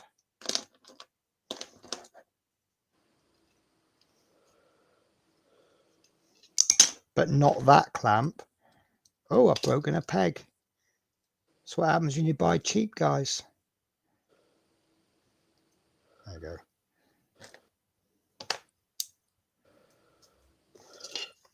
So yeah, I mean, look, along there, it actually looks like it's been made, but look at the gappage there. Hardly any. In fact, I probably wouldn't even bother filling that. I might just run a line of varnish in there, but it's just this front bit. It doesn't want to sit. It's going to need a little bit of pressure, which you can apply that pressure with a clamp. Yeah. Just need a big enough clamp. Yeah, let's see. See, that gap is gone now. Yeah. So yeah, that's if yours is. I mean, yours has pretty much been the same as mine. So I think you're going to enjoy that. So there's a sneak peek of what your Mustang's going to look like. It's just getting this in. That's a bit fiddly. I think you got to kind of, you got these little tabs there, and you got to kind of put it in and then squish them in a little bit and then pop it and slide it. But that's what your Mustang's going to look like roughly. That's not finished. That beautiful long nose. Lovely, lovely. We've picked a good kit there, Tasha. Yep. I think you're going to enjoy this. It's your turn to pick the next. Yeah, did you? Was it you who picked this one then? Yeah. I can't remember. You picked the first, I picked the second, and Right. the Well, first we've one already was picked the the next one, tank. haven't we? Yeah, you picked one. Was it the car Jeep thing? Willie's Jeep. Yeah, that Or one. you'll probably just call it a Jeep. I'll just call it a car. It's got Yeah. 4 wheels. So we've got a tank, a plane, and a car. Yeah. We get very technical around here, guys. Right, guys. So I am going to finish the show. Thank you all very much for watching. I am going to ask you to watch all the way to the end because I've done, it's not a real big tribute or anything, but it's just kind of a bit of a rest in peace, Terry. I just basically just picked a little song for him that I found that won't get me in trouble from the copyright gods. Right, guys. So this has been Natasha. I'm trying to point at you to say goodbye. Bye. Take care, all. Right, so guys, we will catch Okay. you next on Saturday.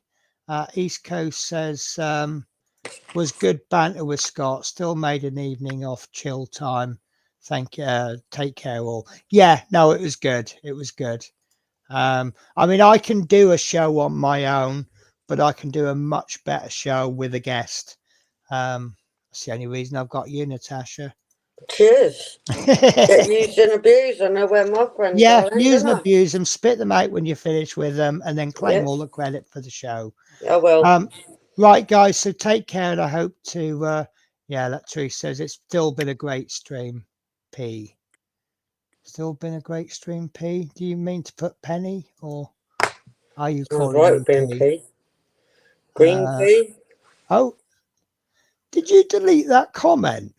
Not me, no. No, Teresa, it's still been a great, but that comment, I did just pull it up, didn't I? Yeah, because it's Now on my laptop behind. It's disappeared. She might have retracted it. Normally, when a comment is retracted, it still shows up on Melon. But oh, okay, maybe not. Right. So East Coast says enjoy a week. So guys, take care. I have changed my outro. Yeah, she has. She's deleted it and then rewritten it. It's been a great stream, Penny and Tash. See you next time. So I've done a one-off different outro. It is a little bit longer than normal, but hopefully it'll serve as a nice little tribute to Terry. So in case you've never heard of Hobby Bun, I didn't know him as much as I knew as other people did, but I knew him as he had a lot of time for people. Nice guy. Sadly passed away at the weekend. Yeah, one of the things he told me when I first knew him, it was only like a few months ago, a bit more longer. He said, always be me on the streams. Yeah. That's what he told me. Yeah. And he's probably told many others the exact same as that too. And yeah, I'm sure I've told you that, but obviously I'm not Hobby Bun, so I was ignored. Well, one of them, innit? Well, no, it's okay. Right, so take care, guys. We'll catch you on Saturday. Take care. Bye-bye.